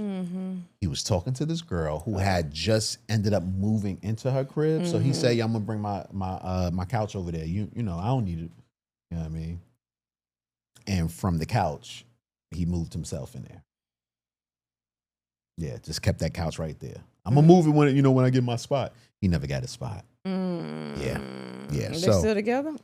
hell no. Okay. Those relationships never last. Depending on how good that couch is. Sometimes you get used to it being there. True. Yeah. Matter of fact, I think she kept the couch and got rid of his ass. As she should. Yeah. As she should. Number 3, make her life easier while you're there. This is how you make her want you around. Take out the trash, help with the groceries, cook something, fix something, keep the place clean. Women don't mind a man being around more when he's adding comfort, not clutter. Oh, that means I should have got you out a long time ago, huh? Fuck you. Cook sometimes. Fix things. I take out the trash. Help with groceries. I help with the groceries. Keep the place clean. Keep the place clean. Yeah. 1 out of 5 ain't bad. The honestly. fuck you mean? I've done all of these things. At some point in the relationship. Exactly. Yeah, okay. Shit. Okay. Number 4, pay attention to her comfort level. If she makes more space for you, gives you a drawer, leaves a key on the table, that's the big one. Start saying hours instead of my, oh, that's a huge one. Then she's warming up to you being there more. It will always hit me when one of the girls would say, we going home? Oh, bitch, it's our home now? And the funny thing is, I would never be excited about these things because I was like a serial, what is it called? I had a phobia of Commitment. Yes, I had a phobia. So all these things would be like, oh my God, I'm doing it again. Yeah, man. Number 5, the smooth criminal move in. Number 1, leave your game over there. Once it's connected to the Wi-Fi, you're good. You know what? Number 2, bring a big suitcase over and say, don't worry, it's just laundry. One day she'll open her closet and realize you live there now. Oh my God. Now, I've never done that one. Number 6, if she has kids, no problem, even better. Buy them chips and juice from the store a couple of times before you come over to win them over. Once the kids start vouching for you, you're in. Be expecting her to give you her EBT card real soon to show appreciation. I never had that either, but that is very smart. Oh my God. Very smart move. Once your whole wardrobe is there and she doesn't say nothing about time you start receiving mail, by the time you start receiving mail there, congratulations, my brother, on your new apartment. Yeah. I hate y'all so much because this is good. That's really good. And that's what's pissing me off. This shit good because I see how it could happen. So a nigga did that to you before? No, okay. Nobody's ever done.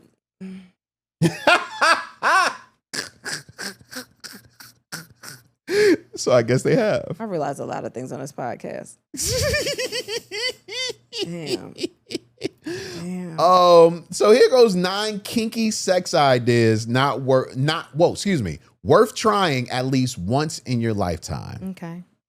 You put this in here. I did. I just be putting stuff in here. I didn't even read it. Maybe I didn't either. Oh, okay. Well, let's see. All right. Number 1. Watch porn videos while getting sex and turn up the volume. Audio visual stimulation can make everything hotter. Hell yeah. Well, we've done that. Hell yeah. Have sex with a full-length mirror next to your bed. Seeing yourselves can boost confidence and excitement. Yeah, we've done that. But you don't get confident. I don't know how we gonna do Jamaica. I ain't gonna lie to you. I gotta get out of my own head. But you know what? So I saw someone speaking about being on a nude beach, and they said that they walked in there trying to figure out how they were going to feel being there because they weren't comfortable with their bodies. But once seeing everyone was just free, they said that they never felt more confident in their life. So yeah. Number 3. Give a roadhead or have sex while traveling. Spontaneous moments can be unforgettable. Facts. We've done that. Yeah, but we don't do spontaneous moments anymore. Yeah. What? It's the thought process because I feel like you wanted to say something against it, but then you realize. I mean, you're right. Yeah. You're right. You know, just spontaneity, baby. That's fine. Have sex. It's not. Having sex with the curtains open. Get daring while staying cozy. Which curtains? Oh, like the window curtains. Yeah, baby. Oh, yeah. I want to do that, but we did do that. Yeah, we did do it. And then you were scared. Yeah, because there's families that live around us. No, but it was the daytime. There weren't no families around. Yeah, families. School was in session.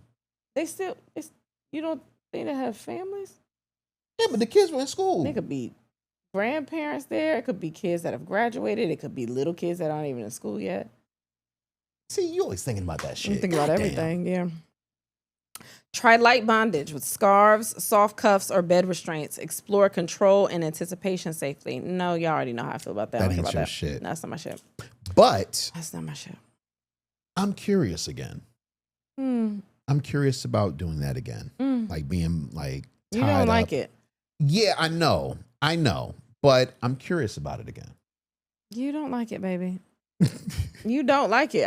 It's fine. We don't have to do it. That's like when there's food and I know you don't like that shit and then you try to put it in your mouth anyway and then you be like, ew.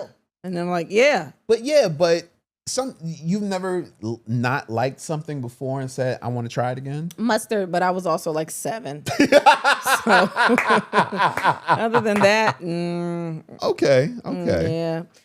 Explore erotic spanking, hands, paddles, or floggers can increase anticipation and pleasure. I used to get beat as a kid, so all that's going to bring back is bad memories. I mean, maybe a flogger, because I think that's lighter, right? They just do the doosh, doosh, doosh, doosh. It's like an art, like it's almost double dutching. It's an art. I would do it if you wanted me to. I mean, I don't know. I think about it. I think you get excited and be like, waka! Shower or bath play. Combine warm water and touch for a steamy, intimate experience. I do love a bath. We had sex in the bath one time, I think, or twice. Did we? Yeah, remember we stayed at that place. It was a friend of mine's place. And she had a bath. Oh, shit. We did fuck in her place. We did. Oh, she don't listen. It's fine. Man. Yeah. That's when I petted the goats. Yeah, goats there. Yeah. All right, we were narrowing it down. I really hope she don't listen now. But I don't even know if she still lived there. Sensual surprise. Blindfold your partner and use unexpected touches or toys. I am ticklish as hell, y'all. I can't. I'm ticklish. But it says unexpected touches or toys. I would love to blindfold you. And since we have so many toys and just try different ones and see what you like the best. There's so many of them now, though. Yeah, that's why it would be fun. And they're all loud. But that's why it would be fun. Yeah, we'd have to have no kids here. No, that's because you're loud. They're not that loud. You're loud. No, the toys are loud. Vibration is loud. You can hear anything through these walls. These walls are thin as fuck. Maybe. Okay, maybe. They're a little loud. Yeah. They're gonna be like, what they I'm thinking about vibration doing? now. Yeah, what they in there doing? Yeah, you're right. You're right. Game of chance. Roll dice or pick cards for playful sex challenges. Yeah, that's my shit. Yeah, that's how I got pregnant. Yep. That's how I got pregnant. Yep. That and tequila. Yeah, those are nice. Yeah, I'm with all of those. I'm with all of those. Those are good ones, man. Yeah. I wanted to tell you about this. Of course you did. I don't really give a fuck about this. No, though. so you always say you always find a way. I find a way for things that I find a way to find sex things that benefit me. Mm-hmm. And I was like, that's not right, Jay. So I found something that'll benefit you. Having intercourse more than twice a week, as a woman, boosts immunity, improves heart health, reduces stress and anxiety, strengthens the pelvic floor, and improves sleep. Research reveals. Research. It's always a study. And when I saw that, I was like, oh my gosh, she wants all of those things. So does exercise, though. And I've been doing that. Yeah, I but haven't exercised in like a week though. But I was like, she wants all of these things. I have to give that to her. But she has to give it to me first. I'm usually giving it to you. I've been on top a lot lately, so. You said what? I've been on top a lot lately. And I appreciate you for that. I appreciate you. No matter how much pain you're in, you still gonna get this pussy. You You're still gonna get it. I saw this. I don't remember what it was about, so I'm just going to play it and see what happens. My gosh. Men and women can both have sex, but what happens after? Two completely different biological stories. Men are built for volume, simple biology, roughly 300 million new sperm a day. And evolution wired him to spread his seed and protect the species, right? Sex for a man is a dopamine flash and a testosterone spike, a quick hit with no emotional residue. That's why a guy can sleep with somebody and literally feel nothing after, because his brain resets almost instantly. He doesn't bond through sex. He bonds through loyalty, respect, mission, and peace. Women, on the other hand, are built for depth. She has one egg, one shot. When she has sex, her body floods with oxytocin, which is the same hormone that bonds her to her baby. Her body literally says, this man is safe. Attach. Every new partner is another bond formed, then broken. Do it enough times and those oxytocin receptors turn dull and they start to fade, and pair bonding gets harder. That's not judgment. That is just chemistry. Men thrive on variety. Women pay for it. Different wiring, different consequences. Women are the gatekeepers of sex. Men are the gatekeepers of commitment. Remember that. So men. Yeah, that was from Flourish with Lauren. I seen that and I loved it. I loved it. Usually I don't like, these kind of videos. I watch them all the time, but I don't like them usually because they always saying at least one thing that's kind of fucked up. And this is one of the first ones I was like, yo, I am in agreement with all of this shit. What about you? What do you agree with? I agree that sex is different for men and women. Yes. And I think that's the biggest thing. Sex is different for men and women, and the way we look at sex, either on purpose or subconsciously, is different. Yeah. And I think that a lot of people don't acknowledge that a lot of times, or they minimize it. For instance, if a man desires other women, they minimize it to him just being a whore. Yeah. Or not wanting to be faithful. Or if a man says that I love you after he slept with a bunch of women, or they hear the thing that I love you and I'm just mad that you found out. They look at that as being terrible, which the act is terrible, but the feelings are real. And I think a lot of women just don't acknowledge those things. No, I agree with that. We've had discussions about that before. Yeah. I think, it's really just understanding that men and women are different, and I think Biologically, we say it a lot, but I don't think we really take it into practice. Right. Like we don't really acknowledge it when things go wrong or Right. quote unquote wrong in our eyes on either side. So like you might think something that I'm doing is wrong, or I might think something that you're doing is wrong. Again, because we are wired to think that some things are wrong. We Right. don't think about how we actually feel about them. And since we're both different, we have to remember like the responses are just, we're going to respond to things completely, Right. you Right. know, different. So Yeah. I've never, I can't say never because I have, but I don't fault it. Like if a man is like, you know, this woman, I would, you know, this woman is attractive. And if I were to ask honestly, would you fuck her? And they said yes, I wouldn't. You can't get mad at that because they probably would fuck her if they had the chance. Right. Like you're not all of a sudden blind just Right. because, you know, you in a relationship or whatever else. Like, yeah. Like, I think that, excuse me. I think that for most men that are faithful, I think what a lot of people don't realize is that being faithful isn't a testament to being head over heels for the person you're with. I think that being faithful is a decision. You know what I'm saying? And those urges never really like completely go away. You know, and by urges I don't mean like, oh, I gotta hit this, I gotta get that. But more the urge to say, man, I like that. That's something I would get with. You know what I'm saying? That never really goes away. But the desire to be a good person and the desire not to hurt my partner is what stays and lasts, you know? And I think a lot of people don't really like get that connection. I think sometimes, even for men, I think sometimes they think that there's going to be this woman that's going to come to them, and automatically because of that woman, they're not going to want any other woman. Yeah. You know, Yeah. and I think sometimes because men have never found that, they end up never getting, you know, in a serious relationship with anyone because they don't realize that it's about self-control and it's about wanting a person so much that you will say, I don't need these other people for fear of hurting the person that I love so much. You know what I mean? That's good. So yeah. That's good. Most definitely. Look at you. Boy, I feel bad. Oh, that's good. Oh, let me see. The hell? What is this? There are some people who Hold on. This is I think this is one of Steve Harvey's daughters. I think he has twins. He has twins? Yeah. I didn't know that. They're older. Traditional marriage is not our culture. Oh, yeah. And I believe this may be her podcast, but I could also be mistaken. Y'all don't listen to me when I say stuff.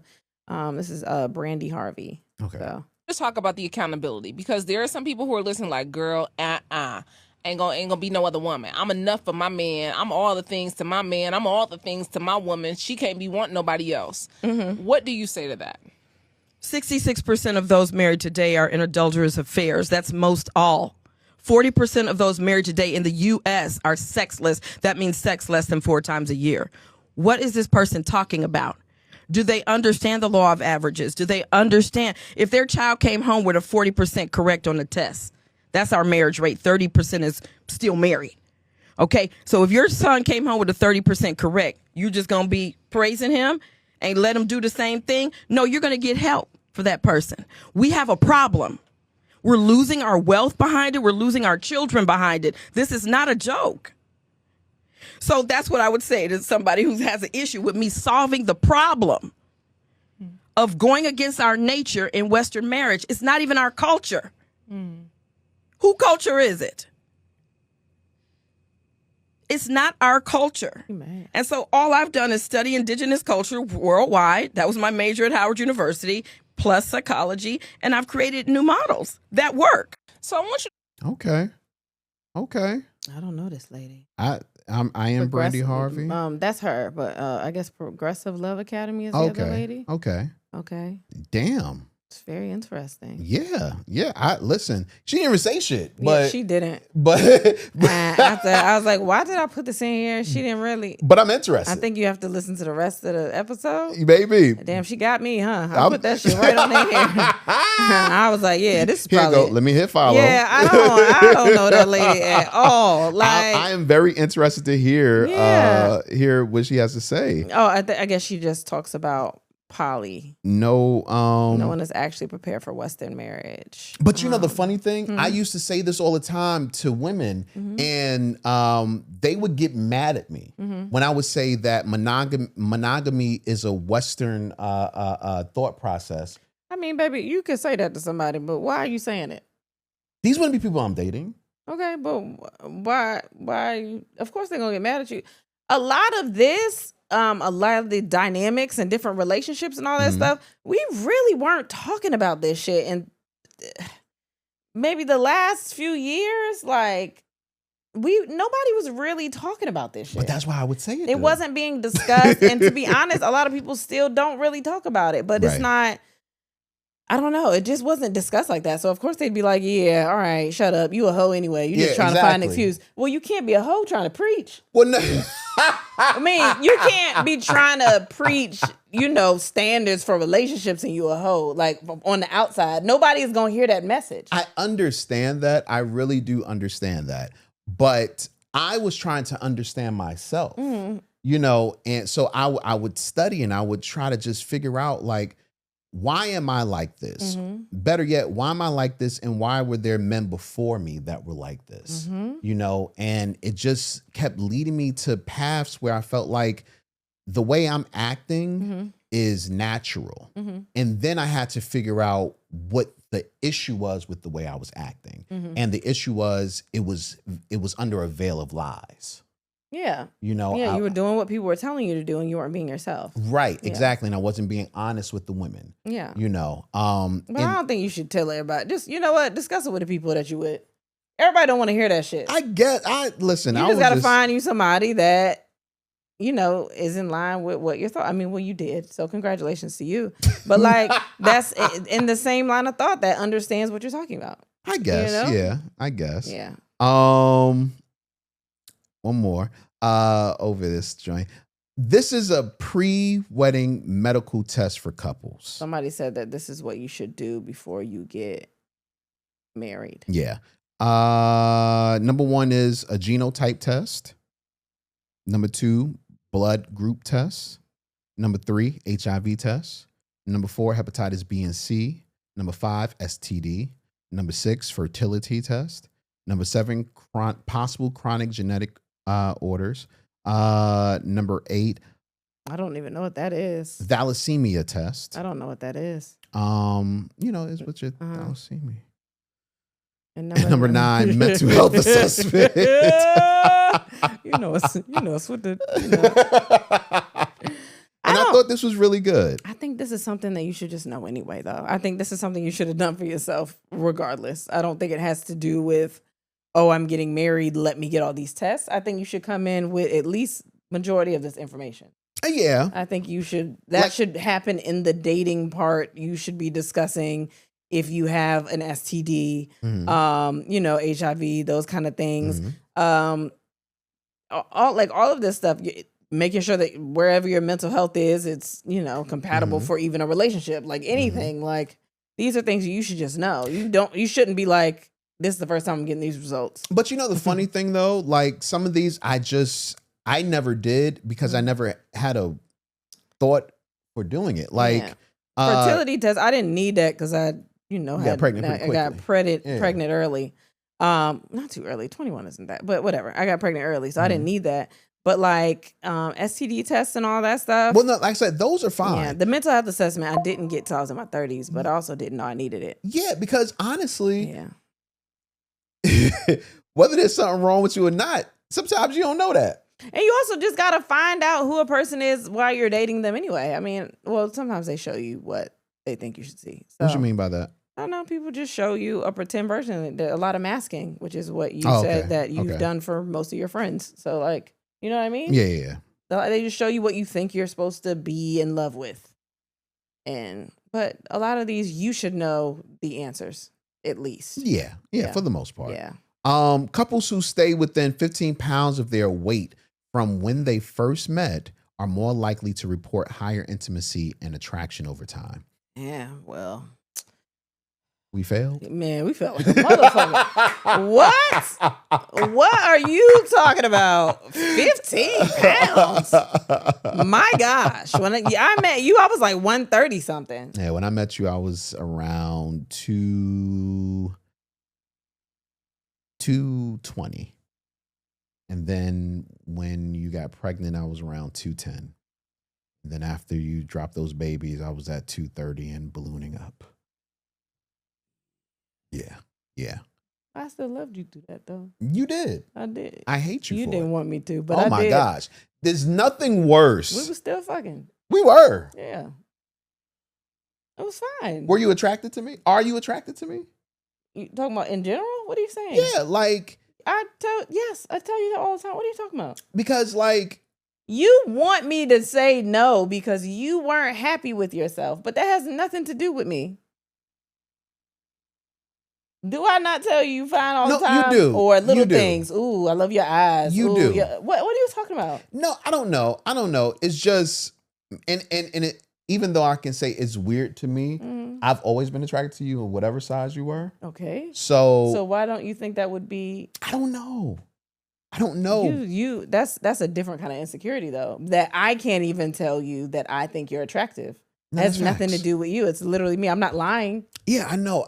It's just, it's weird for me. Yeah, It's I mean, weird you for got me. bigger. I noticed it. It's not like I didn't see it, but I also was not like, damn, he ugly now. Yeah, like, face didn't change. And to me, that just Still had seemed. that face. Boy. I fucking There you hate go. you. It's coming out again too. I don't know if you've seen it. It is. I like it. But it's crazy. Like we were looking at pictures the other day. You were looking at screenshots trying to torture yourself of old Patreon episodes talking about you mad at me. How you let me get this big, nigga? Did I put the food down your throat? Yes. No, I presented the food. Now, you grabbing it and putting it in your, that didn't have nothing to do with me. I was like, hey, this delicious. You can have it. You could also care about yourself. I don't know. Oh shit! It's got a lot of butter, but it's delicious. Did you know the butter make it That delicious? shit, because if I just did oil, what would that be? You need butter. Shortening. Come on now. And I'm not shortchanging you nothing. In this No, I'm putting relationship. all that shit in here. Matter of fact, it's margarine in this bitch too. I'm trying to kill you for real. Oh shit! But it's gonna be delicious when it goes But down. yeah, like honestly, I was on some stuff like looking back at the pictures. Mm-hmm. You know, I'm just like, man, like I was ballooning, Yeah. like, and I couldn't see it. Like Mm-hmm. I could see it, but I didn't realize how drastic of a change it was from when you first met me Mm-hmm. to, you know, I would say around the end of last year. Mm-hmm. Because I think at the end of last year, I was at my biggest weight. I was at 297. Mm-hmm. And that's when I was just like, it was either 297 or 298. And I was just like, nah, I can't do this. And, you know, I started trying different things to try to change that.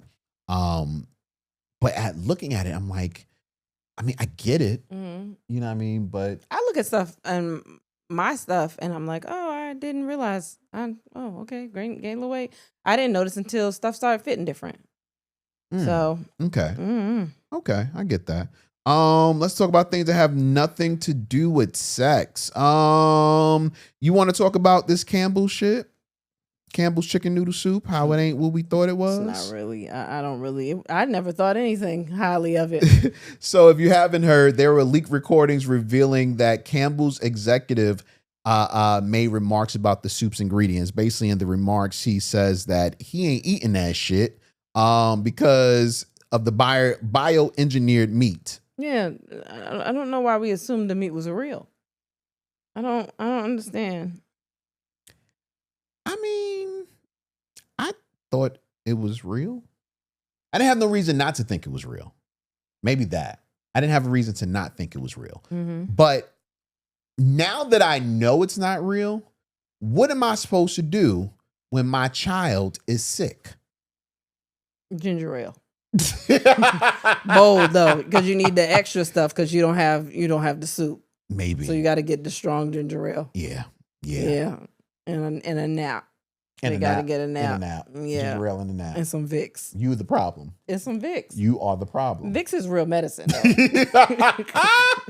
Just get the combo. Just get the ginger ale boat. I think they made it for times like these. Oh my gosh. Yeah, I think they started finding out the Campbells weren't real, and they said we gotta drastic measures. How long has it been fake? Get the doctors in there and put the real ginger in there.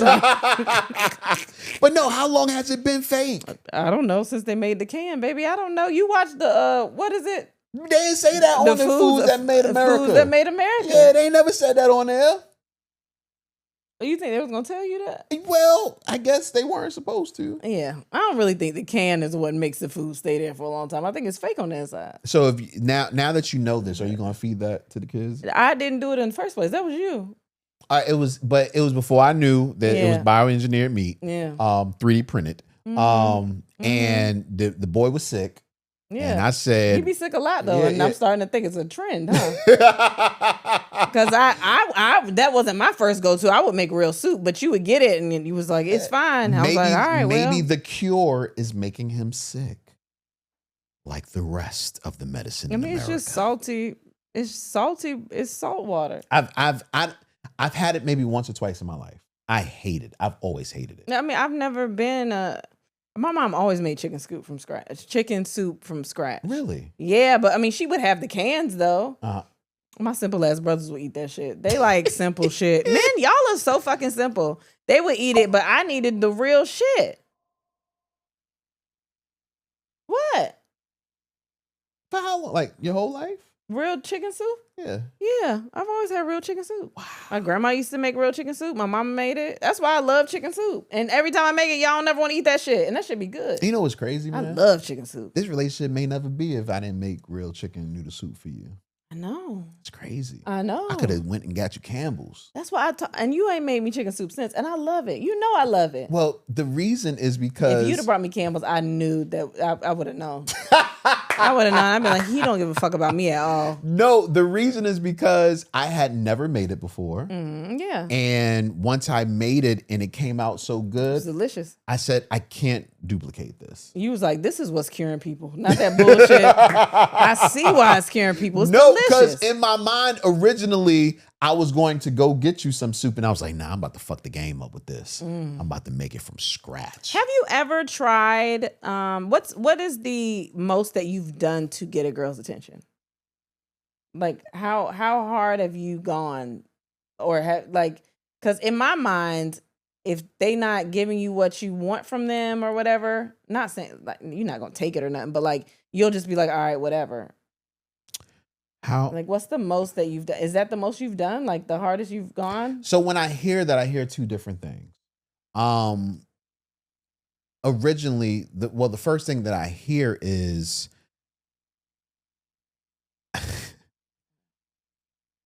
I stayed around and listened to things I didn't want to listen to in order to find a spot in her heart to where I would have a room to negotiate a situation. No, I'm just talking about something dramatic that you did to get somebody's attention because you really like them. Yeah, I'm not that person. You made soup from scratch for the first time in your life. That might be the biggest thing. Really? Yeah, 100%. Well, that's good. Yeah, I'm not big on that. Because you married her. See, it wasn't in vain, you know? No, facts. You went hard and then you actually married that person. Yeah, and that's probably the only reason I went hard. Because I saw a future with you. I would have been mad if I'd have went that hard and then nothing came of it. Like, I've never made chicken soup ever in my life. No, because I didn't look at it as going hard. You know what I'm saying? Like, it wasn't as much as it was a tool to try to get closer to you, it had nothing to do with trying to get closer to you. You know what I'm saying? Like, yes, I knew that this was something that I could present to you that you would take with, you know, you would have reverence towards it. You know what I mean? It was like, oh man, I can't believe he did that. Yeah. And I knew that would be, you know, some extra check marks. Yeah. But at the same time, I liked you so much that I just wanted to do something nice for you. That was really nice too. You know what I'm saying? If it was nasty though, I don't know if I'm that type of person that's like, oh, well, your effort was so good. Hey, I'm not that person. Like, I don't think I'm that type that would be like, I'm gonna give him a chance because he tried so hard. Like, if it was disgusting, I would, like, he didn't try hard enough. But see, I'm the type of person that I'm not going to do something that I know I can't do. You know what I'm saying? Like, if I didn't think I could do it, even though I never did it, if I didn't think I could do it, I never would have done that. Can you make it again? As good as before? I don't, just dinner, just on a day that I don't have to do it. Just do anything. I don't want to do that because you hold it on too high of a pedestal. But why? Because you hold it on too high of a pedestal. You don't want to share the thing that brought us together with your kids? This is the soup that as got long as your you mother. No, because you're an asshole, and if I make it, only thing you're gonna say is it ain't as good as it was before. I promise you I won't do that. But now that I've said that, you won't say that, but your face will say No, it. I wouldn't embarrass you in front of your children. I would simply get in the room and I close the door and I'd be like, well, what is that bullshit down there? How do you make bioengineered meat in my kitchen? I don't even have those kind of equipment. That's some When bullshit. do we get a 3D printer? When do we get that? Even though that's some shit I will pull. I know you You would. know that's some shit I'll have. Don't right let up us here. get one for real, because you be like, I'm gonna cook every night. No, you won't. Listen, we seen Goddamn paper burger, nigga. If you don't get that shit out of here. we seen Stormy have one for making her costumes, and I was like, nigga, we can own one of those? Man, I wish you would have never seen that video.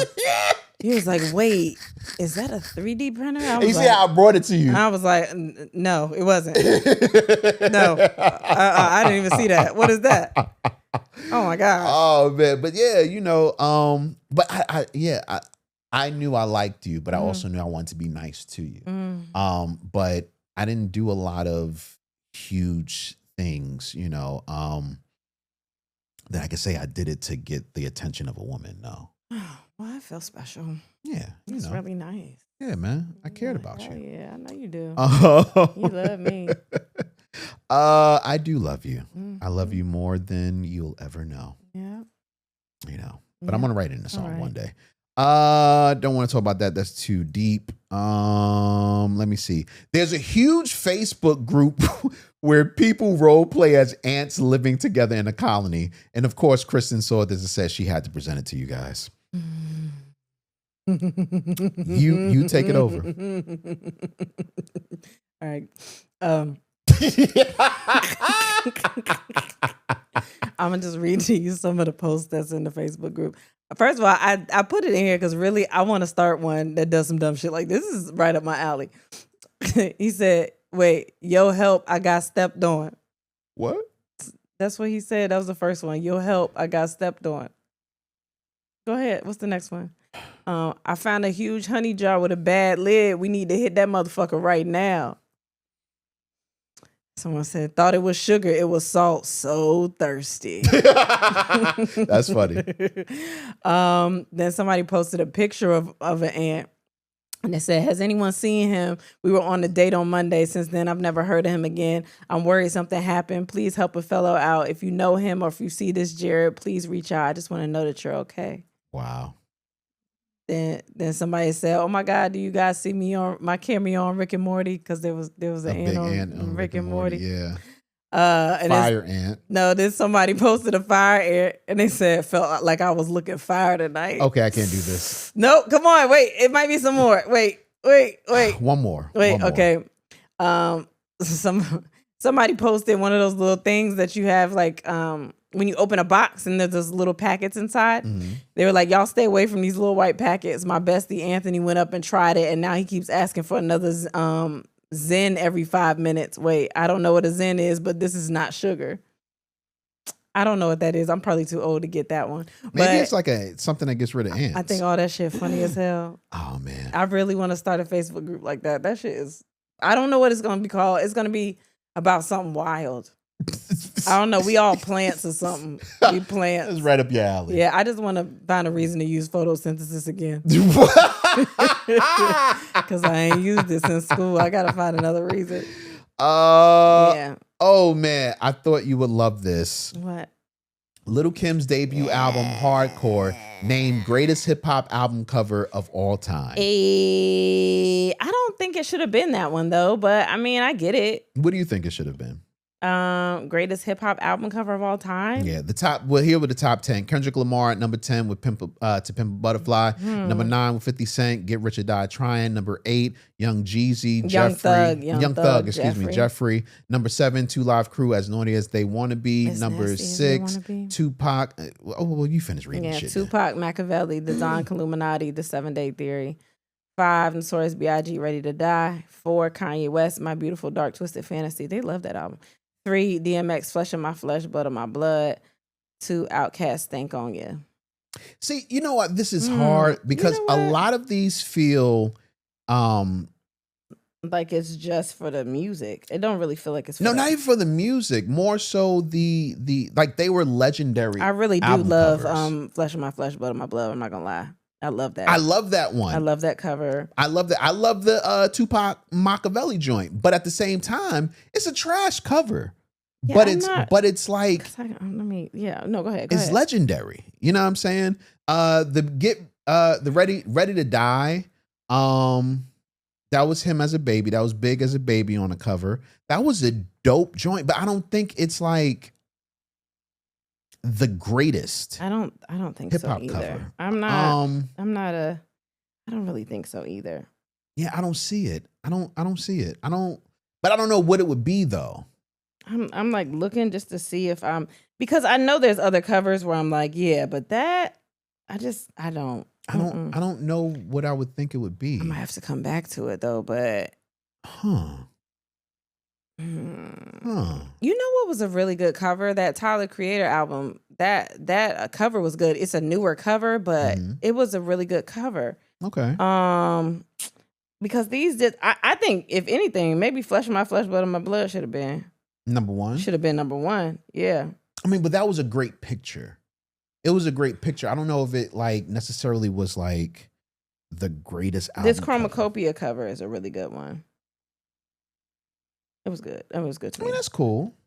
And To Pimp a Butterfly? Yeah, that was a good cover. That was a good cover. You know what? I'm only thinking of Good Kid, Mad City, and all of a sudden, but really? That was a good cover. In front of the White House or something like that, or yeah, okay, that was a good. That cover. was a really good cover. Yeah, I don't know. I just don't feel like this one was the best one of but all it's time. artistic. No, it's old. What it's not that. It's not. You don't think that's artistic? I don't think it's number one. What would you how would you rank it? I don't know. I mean, I think it's it's one of my favorite albums of all time. If we're gonna do that, but no, I'm just talking about the cover itself. Like, what would you use to pick? Stank on You is a good cover. I'm just looking. I don't know. It would be Impact, but that's the thing with this. To me, this is not the most impactful hip hop album cover to me. The album itself, yes, but the cover is not one where I'm like, I don't know. The cover to me is not. Like, I love the Fugees cover, but I think it's just iconic. Yeah. You know what I'm saying? Like, the score, Fugees, the score. Yeah, but I think I used to love the Nas covers. You don't even like Nas like that. It's not. No, don't put that out there. No, you don't. If I rule, it was written. Is Miseducation Lauryn Hill not considered rap? Hip hop? Now, because that's a really good cover. I think that's a great cover because it tells the theme of the album. Yeah, it's a school cover. And it's this is a great cover. You know what? Yeah, that probably would be my pick. Yeah, is that not considered a hip hop album? I don't know, but that would probably be my pick. Yeah, because that's pretty interesting. I'd go with that if it's considered hip hop. Yeah, like it tells the story of the album before you even listen. Yeah. I mean, but salute to them. You do. Yeah, I mean, it's dope. It's dope. And that's not saying anything about Little Kim. I love this it's not. album. No, I'll go crazy. I know every word up and down this album, and I shouldn't. Because I was a child when it came out, but boy, I was a bitty child. I was a child when she was also a child, but I was a child. Oh my gosh. When this came out, but oh man. All right. What are we watching? So last night I turned on Stumble because I heard somebody say it was funny. And I saw the preview before, and I was like, I want to watch it. I love cheerleading shows and shit like that. And it's a cheerleading show. And that's why I didn't want to watch it. Yeah, and I turned it on, and this is how I force him to watch things that he would never watch. This is also how I force him to listen to music. I wait till we get in a space that I know he's not gonna leave. So like with the music, like if we're in a hotel room, I'm like, there's only one room in here. I'm gonna play an album and see if he fuck with it. But we're laying in the bed, and we're in bed for the night because we got clothes off. Like we in the bed. And I was like, let me just turn the show on and just see. He's in his phone, and a joke jumped out at him, and he lost it. Then he put his phone to the side and started watching the show. He was like, oh, this shit is hilarious. Because it was such a great joke. That pilot, though, it's a great pilot. It's a great fucking pilot. That's a funny show. Have we done that top 6 yet? The pilots, I know we wanted to do that. No, we ain't do it yet. Because I think that's when we got to think about. Yeah. Sometimes we come with the top I don't 6. Have to think about it. Sometimes we come with the top 6 Pretty quickly. right before. Yeah. But that pilot, we only watched one episode. And that shit was fucking hilarious. It was really good. So it was really good. And a great cast. Kristen Chenoweth is in it. So I was like, she's expensive. They're not gonna put her in no bullshit. Like, she don't just do everything. You know what I mean? And Taron Killam is in it. And he was the dad on High Potential that was like in the house. Yeah, we was trying to figure out why he left. We were trying to figure out why he left, and then we saw him in a scene where he looked like he was still in the house. He looked like he had on the same shirt from when he was on High Potential in the house, cooking in the kitchen. He just got a new relationship. But his role is also funny, and you really didn't see what his role was. He's a football coach. No, I saw that. But did you see that he had a brain injury? No. Yeah, you didn't see that part. Oh God. So he got a brain injury from when he was playing football. You didn't. That was in the beginning. I didn't know. So I was watching. I was like, "This shit is so funny." So it's my kind of shit because it's right on the line of you ain't supposed to say that type shit. Yeah, but you say it, and it's then hilarious. It also seems like a heartwarming story in between. Yeah. And the act outs are fucking hilarious too. So it's we watched the first episode. There's 3, and I'm probably gonna watch another one, maybe tonight or something. But yeah, definitely. And then we watched Kevin Hart special. We did watch Kevin Hart special. My week is just, I don't know. Mm-hmm. We watched Kevin Hart special. What did you think? I was going to ask you first. Why do you do that? No, I want to know what you think. Why? Because I feel like we didn't really talk about it. We didn't talk about it, I don't think. Okay, so go ahead. I thought it was funny. I think that I've seen a lot of comics. Comics love dissecting a special, boy. Comics without specials love dissecting a special. This nigga's on what, like his 8th? I don't know. I thought it was funny. I thought the last 2 that we saw were funny. Like he did one that was on one of those apps that I don't know if a lot of people saw, but it was funny. Oh yeah, we did. Right? We really enjoyed that. It was really good. And I was like, nobody's talking about it. And I don't know if everyone even knows it's out. Mm-hmm. And then this one came out. I thought it was funny. I think sometimes, especially comics, we judge comedy too hard. And I think that if I laugh while it's on, then I'm fine. Job done. Yeah, like it's funny. But I mean, it's still, somebody brought up that he's still, telling stories and it's not really like jokes set up, punchline jokes. Mm-hmm. But I mean, he's a storyteller. That was his thing from Grown Little Man, and it's the same shit. But I thought it was funny. Watching Kevin Hart compared to other comics, because I watch, I don't want to say regular comics, because at this point Kevin is out of here. He's a superstar. But I watch other comic specials, and I'm watching them, and I'm watching the jokes and whatever.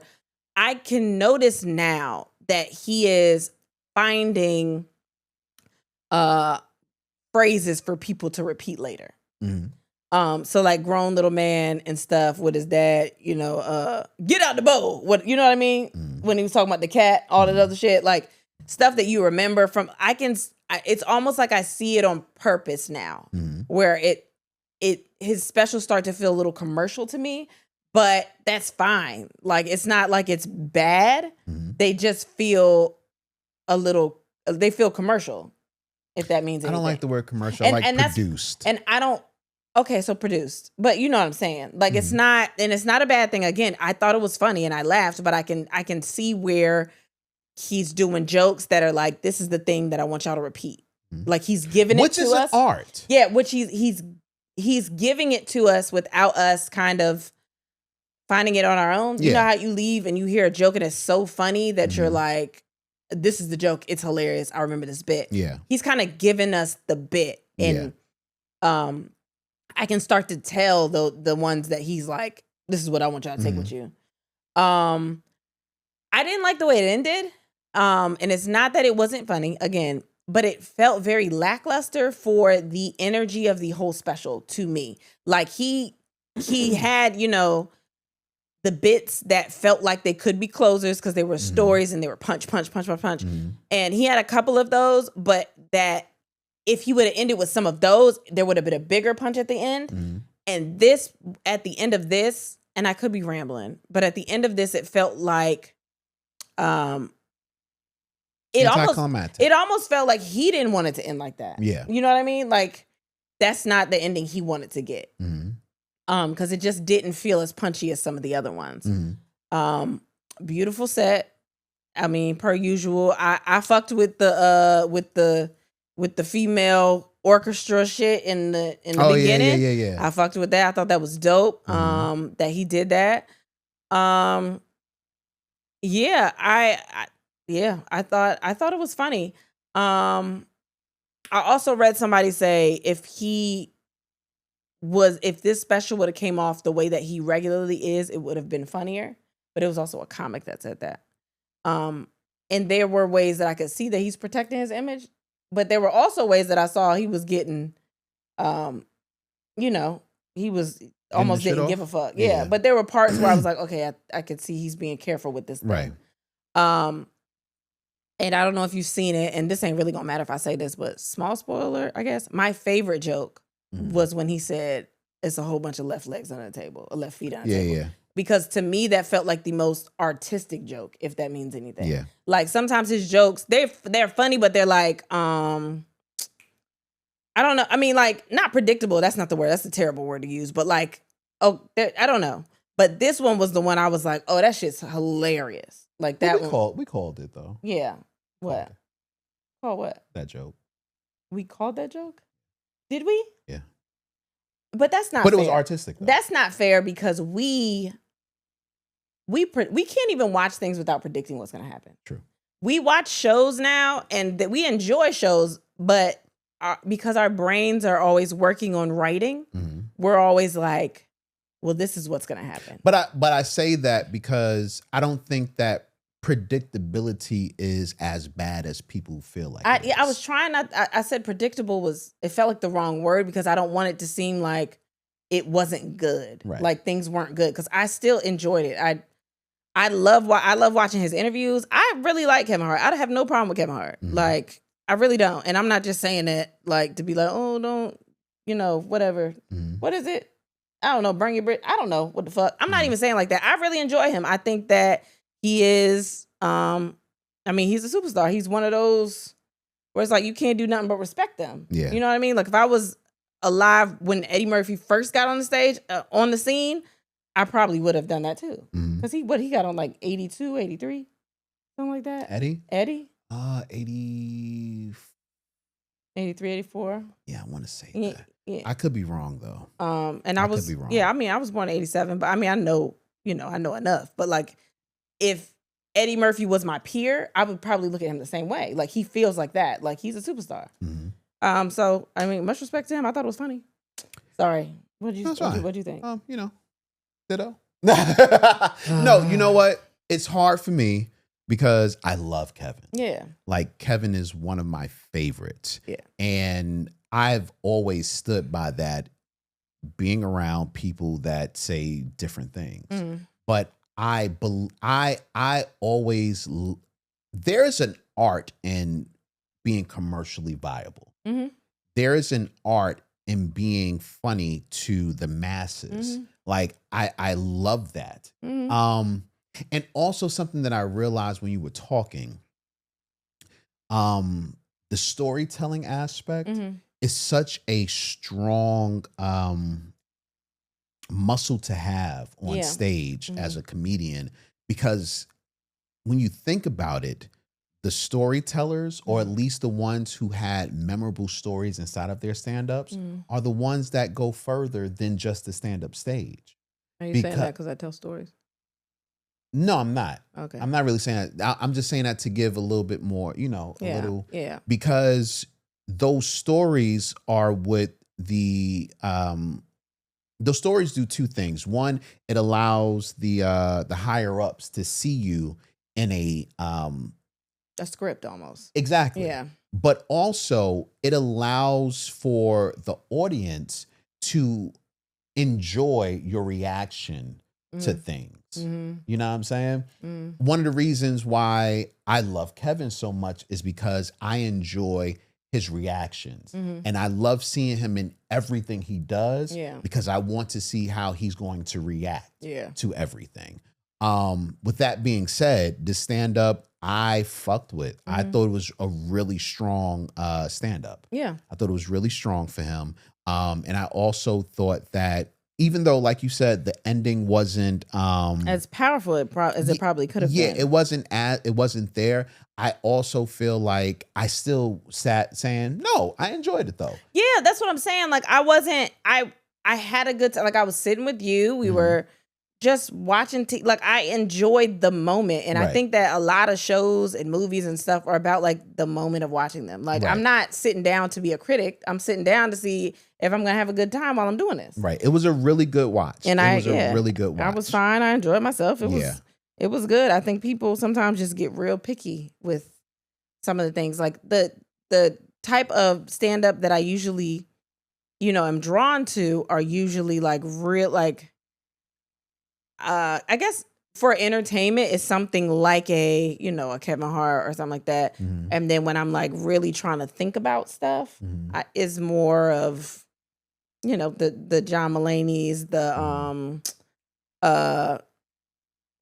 Gerard Carmichael in the beginning. You know what I mean? Oh man, we used to love Gerard Carmichael. He had a special come out. I haven't heard anyone talk about it. Yeah. But that's not saying he's not good. He's still very funny. He's fucking hilarious. But I haven't seen any of his stuff.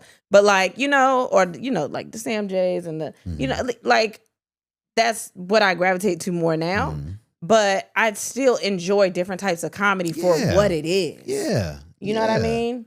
Yeah, and I think that's a big part of it. Yeah. You ain't gotta like one type of comedy and think that one thing is funny and the other thing isn't funny. They can all be funny in different ways, and I go to certain ones for whatever mood I'm in. But exactly, and I think people, and I could be wrong, but I feel like a lot of people don't enter specials with that thought and that mindset. You know what I'm saying? Yeah. Like, this is the kind of comedy I want to hear today. This is the kind of comedy I want to hear. Yeah. You know what I mean? They just say, am I going to laugh? And not realizing that the way you feel and the way your mood is will also say what kind of comedy or who you should be watching at that time. Yeah. But I understand it because at the same time, we also see that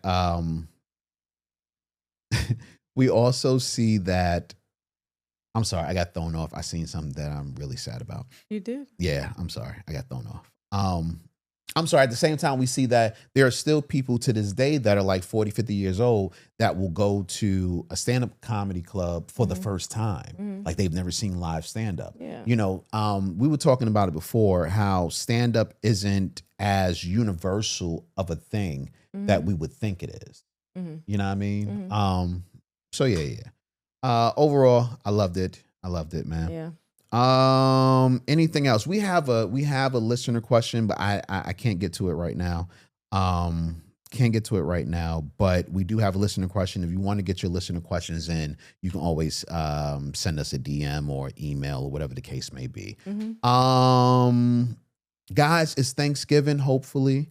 And I hope you're enjoying your time with your family. And if you're not enjoying your time with your family, it's okay because we're here for you. And I'm kind of happy that we get to do that today. Yeah. Prep your food, do all the things. Hell yeah. We should do a live. For later on. You always want to do something. Yeah, we should do. Yeah, I know you. You always want to do something. But you're going to be cute. You know what I'm saying? I might be eating or, I'm not talking about while you're eating. I ain't going to put it in your face while you're eating. We'll see. I be trying to do shit for y'all. She don't be with it, man. It's I mean, it is Thanksgiving. I think they might also be doing stuff. So. Oh man. But anyway, I hope you stay safe. Join that Patreon. We'll have an episode out to y'all with possibly a special guest. So be on the lookout for that. I don't even know what that is. What is that? I'll talk to you. But yeah, that's all I got. You okay? No, that's it. cool. Right. Well, with that being said, and then we had sex and so should you. Thanks for listening.